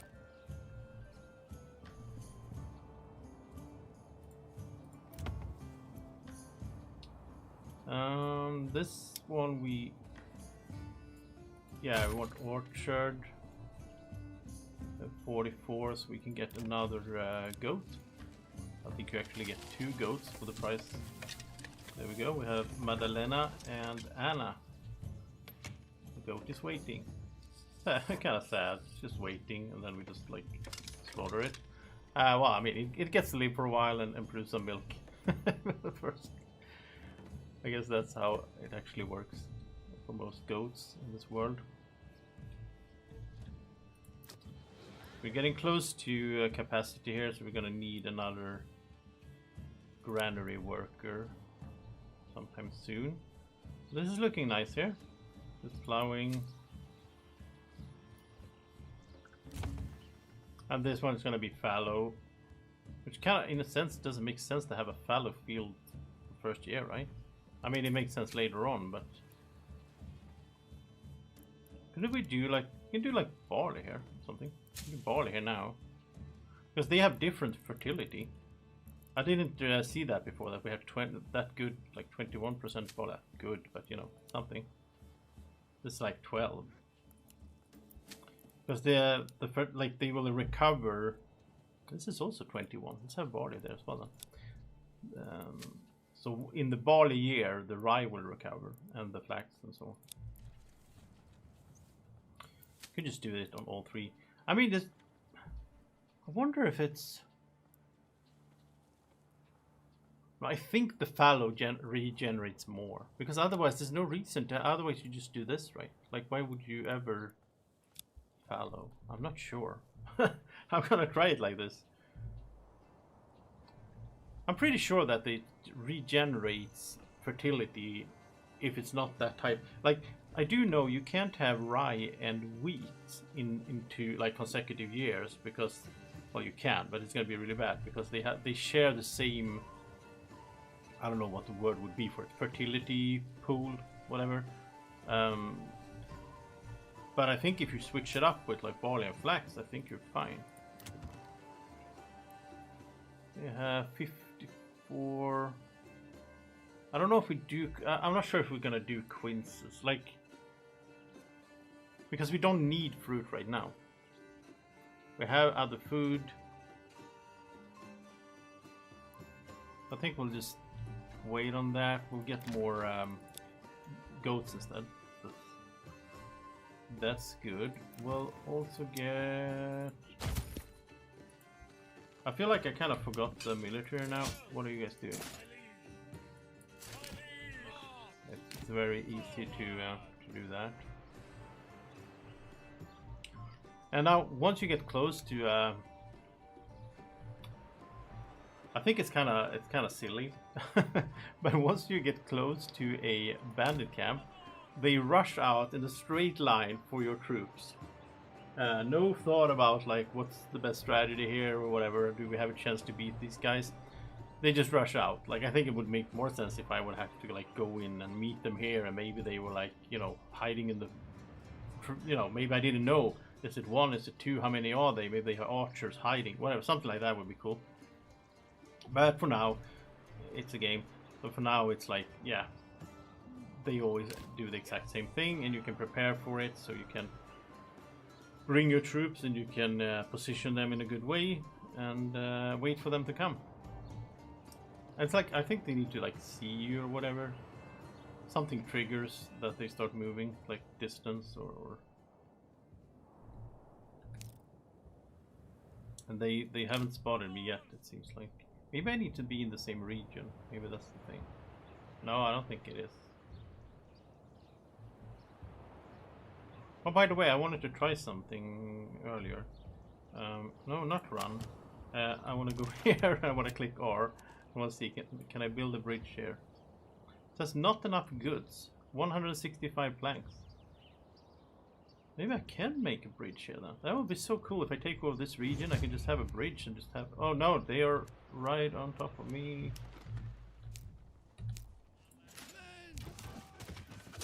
Yeah, okay. I clicked the wrong button, which does happen sometimes. But I didn't intend to speed it up there. I just intended to get rid of this building menu. I think it's fine though. We have 36 and 5 against what was 18. They're down to 13 now. But yeah, I was planning to set up the like the spearmen in the defensive posture. You can set these different postures and so on, and then have the retinue sort of flank the enemy. Okay, so now we just run in here, and well, we don't need to run, but we go get the bandit camp, and that's gonna get us some sweet silver. And we could send it back here, but we have a decent economy going now. Like the money's ticking in, we have the trading, and yeah, I think that's fine. I'd rather get some money here if we could possibly get some mercenaries later on. Not that we need it, but maybe we need it. We'll see. Could also get some chickens just for the variety, but I think it's fine to do goats now.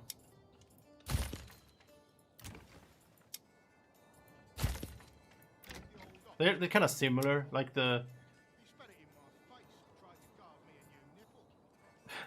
chicken's a little bit cheaper, but they give eggs and chicken, while the goats give hides as well, right? I don't know the ratio though. Maybe they give more eggs than the goats give milk, like over time. I'm not sure. I'll just do goat farms for now. This could be upgraded, I guess. That's not a bad idea. Even though I haven't played... Maybe I should have planted the quinces. See, they are... What is he transporting? Charcoal, okay. Oh, like in a bag, okay. And they are sowing, and we get a message, which is that they reached the bandit camp. So we can choose if we want to get the regional wealth, but we're going to go with treasury. We can just click ourselves over there. Get 117. We can also use this to... Wait, did we lose a retinue over here? Am I crazy? Isn't it 5? Yeah, we lost one. Oh, I didn't notice that. That was bad. Yeah, I was just gonna say we can use them to buy more retinue as well, or like get them armor and so on. There's the other one, and then there's one down there, yeah. So we'll just have them go over there.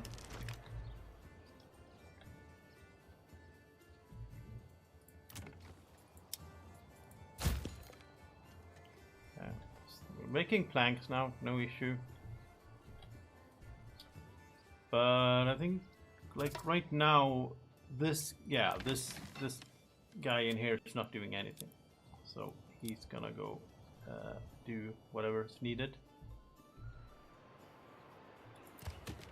Later on, I'll usually just have oxen assigned to the farmhouse, and I have so many oxen, like they can just, it doesn't matter. But yeah, it's all like, I like this early game. I mean, this is still, you know, this is year 2, so it's very early. I like it because you feel like it does actually matters if you micromanage stuff, you know. I mean, it does later on as well, but it's more impactful every little thing you do now. And I'm saying that just as I, you know, clicked the wrong button and I lost a retinue, so you know, that's, I'm not a pro at this game in any sense, but it is what it is.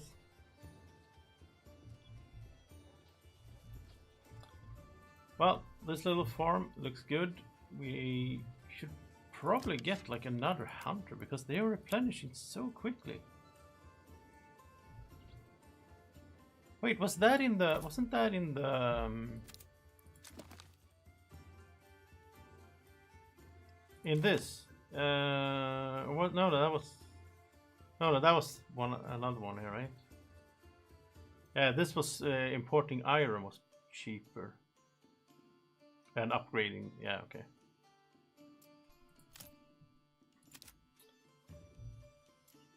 We're still selling mushrooms, which is fine, it looks like. We have 5 months of food. We'll get a little bit. How much do we get? Okay, 9.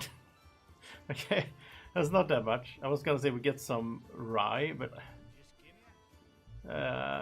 yeah, I think we're fine though. I think we can keep selling the mushrooms.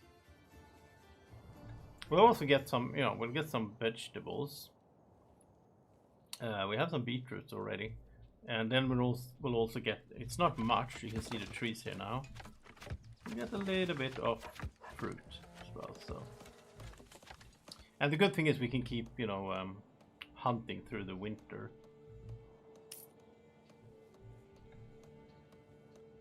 Okay, so 62. I would like to get maybe the 99. Maybe go for pears there. In this farm, like 100 for cabbages, and then of course all the goats.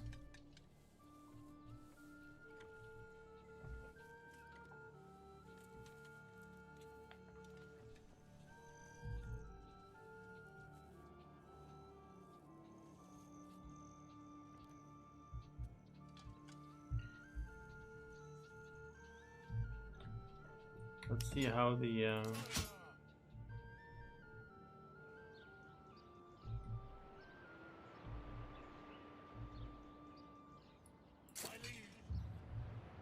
can probably go to like here maybe.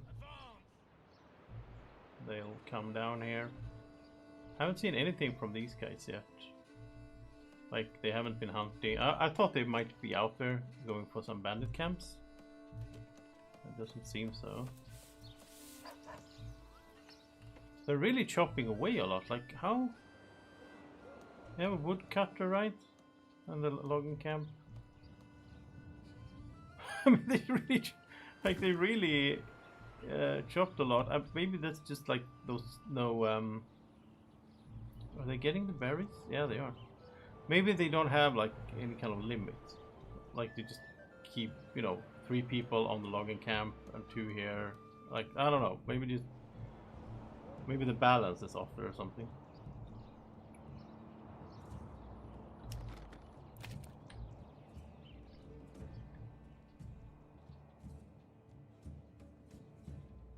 I mean, we could get. Oh yeah, they haven't. Okay, they haven't sown the whole thing yet, so we'll get them. We could get more fields.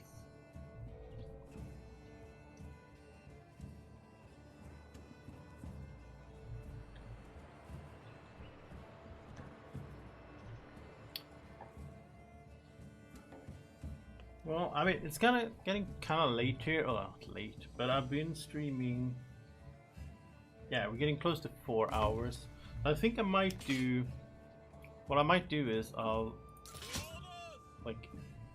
take out these bandits, and then maybe that is a good place to take a break until probably tomorrow. I'll probably be back tomorrow.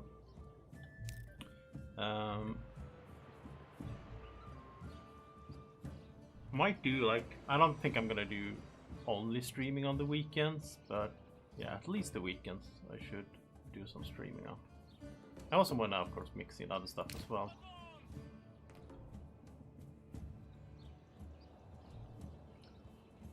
Oh, there we go. Now they see me. Okay, so now I'm gonna slow down and actually do this properly. We'll put you here. We'll put you here. Maybe 2 lines. And then we'll tell them to stand their ground. That gives them a defense bonus, but half attack frequency. And then we want these to...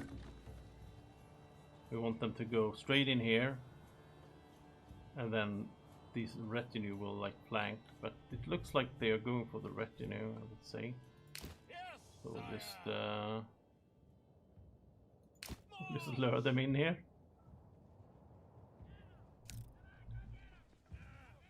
And you didn't really get to see the other fight, so make sure you get to see this one. And we will push forward with these and run, so they can... Well, I kind of wanted them to run around and in from the behind, but yeah, they kind of went into the mix, I guess. Well, I'll do push forward on these as well.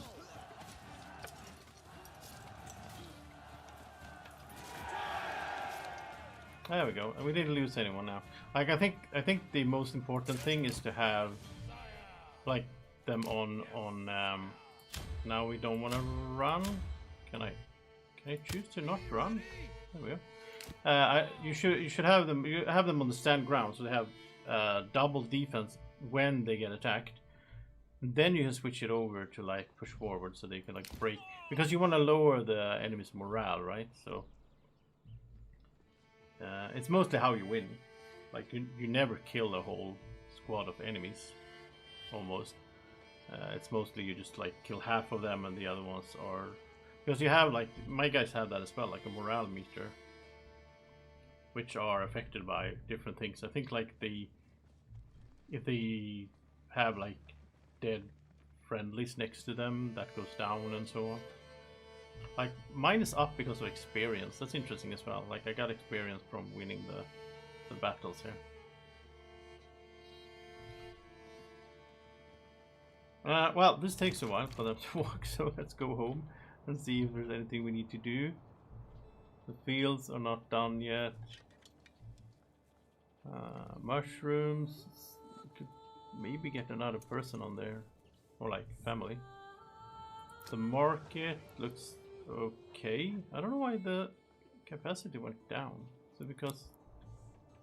It's because they're out there? I mean, they're still eating from here, I think.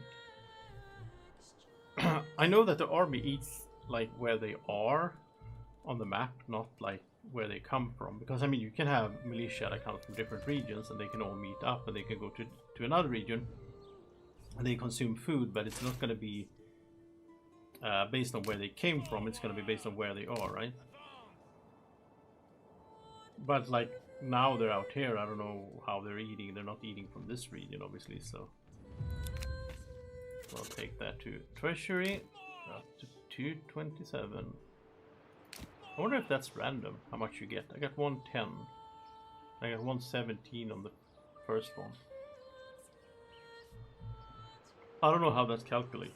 How much do you get from a bandit camp? Maybe there's a span, you could get between, whatever, 90 and 120 or something like that. Okay, so you can go there, and then hopefully I don't forget about you when I start doing some things at home. I also need to get some food IRL. So yeah, so that would be great. The iron is almost up. Well, it's 50. Well, it's going slowly now because they're out in the military, right?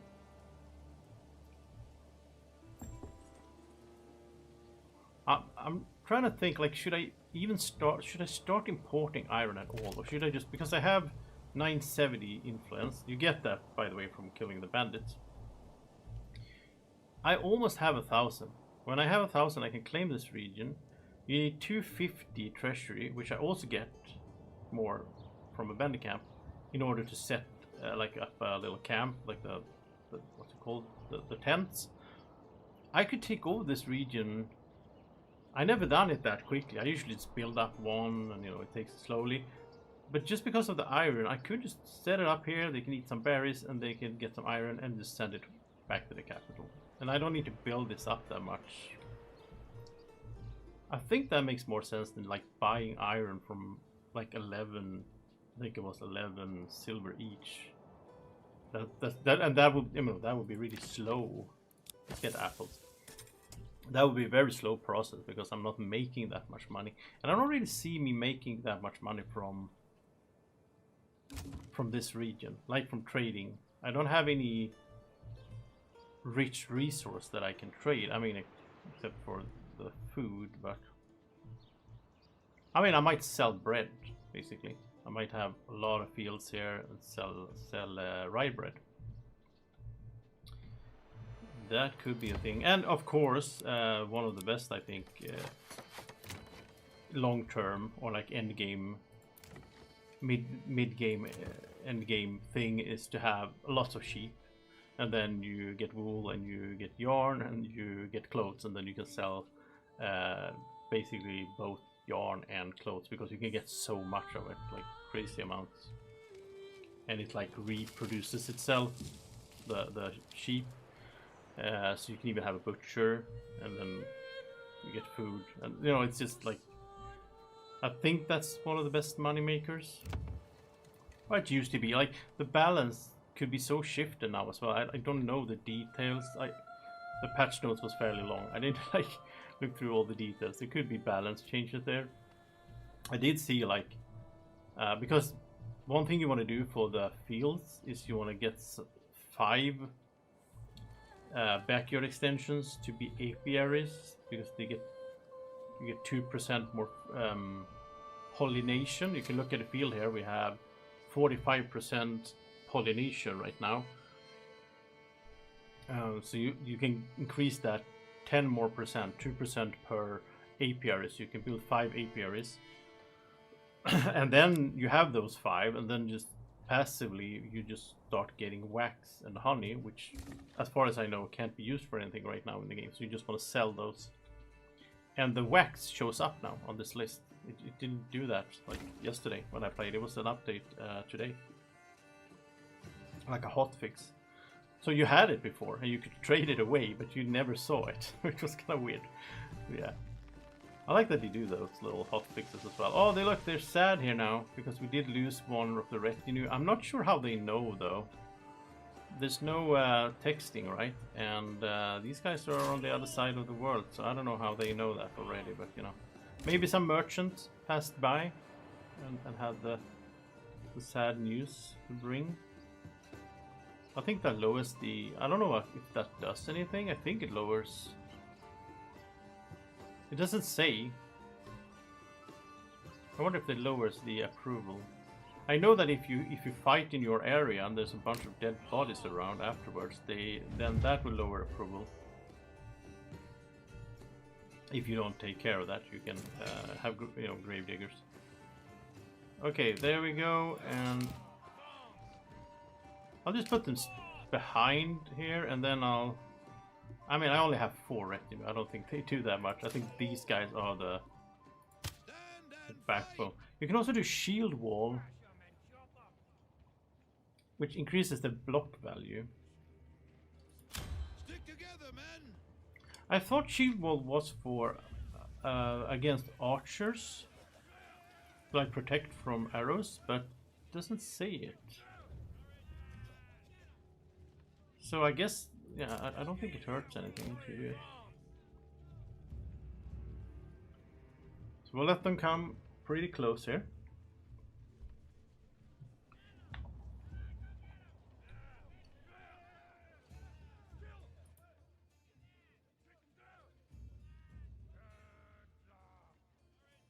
Let's see if they do like a rush thing.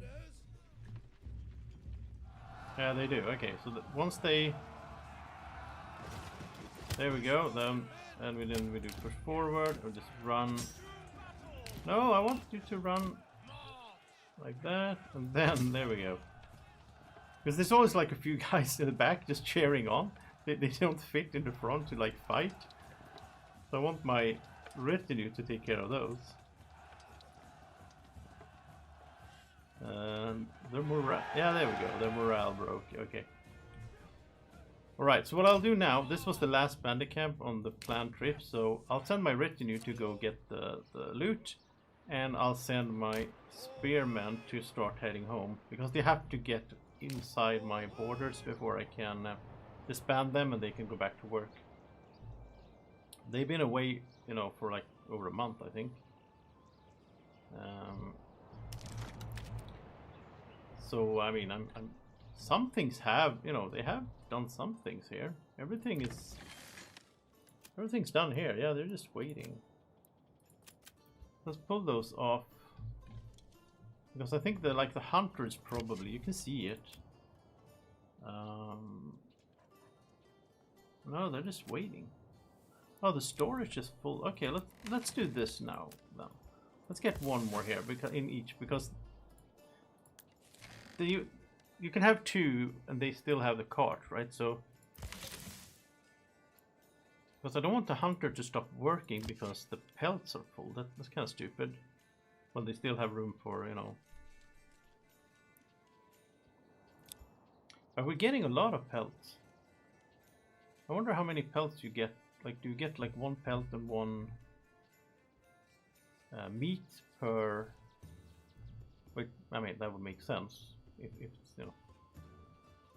Oh, look at this. We need one more here as well, and that's almost full. Yeah, this got a little bit like we're maxing out on mushrooms. That's not good, and almost, yeah. We need this. Really needed to be taken care of. I'm glad I saw that, because there's a lot of potential. It's not like we're losing food, but we're losing potential food. Food that we could have gotten. Let's see, how are these guys doing? They're 29 timber. We're making charcoal. Okay, so they reached their spot there. Yeah, so now we have we have enough influence, and we have enough treasury to take this. The only thing is, when we claim that region, I think there's a good chance that the AI opponent will like contest that claim and hire mercenaries to fight us. And there's no way I think we can handle that right now. So maybe we shouldn't do that. Maybe we should build up like another... Start looking into that. Building up like another spear militia group. Yeah, they don't have any gear, so... How many tools do we have now? We have 24, so I think we're fine to switch over back to spears again. And I'm not... Yeah, we have 14 large shields, so yeah, we'll start working on a second group. I think if... And we can get some more retinue, maybe. So if we have like a second group and some more retinue, I think we can handle those mercenaries. Depending on which ones they are, there's a lot of variety there. There's like local thugs, I think, and then there's like crossbowmen. So depending on what we're up against, it could look very different in that battle there. Still full here. What are you guys doing in the storehouse? Are you not picking that up? Oh, he's plowing. Yeah, okay. Yeah, this is what I talked about earlier. Like, when they have these kind of plots... Yeah, it's fine, I guess. But, like, these jobs are actually pretty good in a sense for those, because they're plowing, like they're not active here all year. It's just like now they're gonna plow. I think they only plow once here as well. I think they plow once and then every year they sow and they harvest. So I think they have a lot of time in between when they can do the warehouse thing. Could get... Here we go, like 2 more goats. I haven't tried this before, to have like lots of goats. I had a few here and there, but... Okay, we got 2 hides so far. We have some milk. Well, actually, you should look here to get the more exact numbers here. So how much milk have we gotten? 7. Like in the last 30 days we got 3. And 2 meat, so like they slaughtered like 1 goat. And we got 2 hides from that. Or maybe like 2 goats, yeah. But like the goats doesn't... I was gonna say the goats doesn't disappear. I guess they reproduce, like you still have those 2 goats there no matter what, so even though they slaughter them. Okay, I think I am going to end it here. We're up to like 4-hour stream, which seems like a decent amount here. These guys are coming home. Let's just speed this up and just have them come home and disband basically, and then we're into basically harvest. Like the first thing we'll do in the next stream is we'll do the harvest, and we'll probably expand a bit on the fields, have like another set of 3, I guess. I wonder if are the retinue moving faster than before? They were always like lagging behind, and now they just outrun the other guys. I don't know. I think so. I wonder if they got more speed or something. Yeah, I think so. Yeah, so we'll start there. Everyone's back home. We got 3 bandit camps. We got a decent amount of resources from that. Like, I am very interested in taking this region, probably in the next stream as well. Just for the iron. Like, we'll not go into everything else, but just for the iron would be really nice. So, thanks so much for watching. If you watched this afterwards, then just leave a comment, say hi, and tell me if you enjoy Manor Lords, if you played it yourself, or if you're curious to play it. And if you have any questions or tips or whatever, just put them in the comment section there, and I'll be back very soon with another stream. We'll continue this playthrough. I really enjoy it. I hope you do as well. Thank you so much for watching. Have a great evening, morning, whenever you're watching. Take care. Bye bye.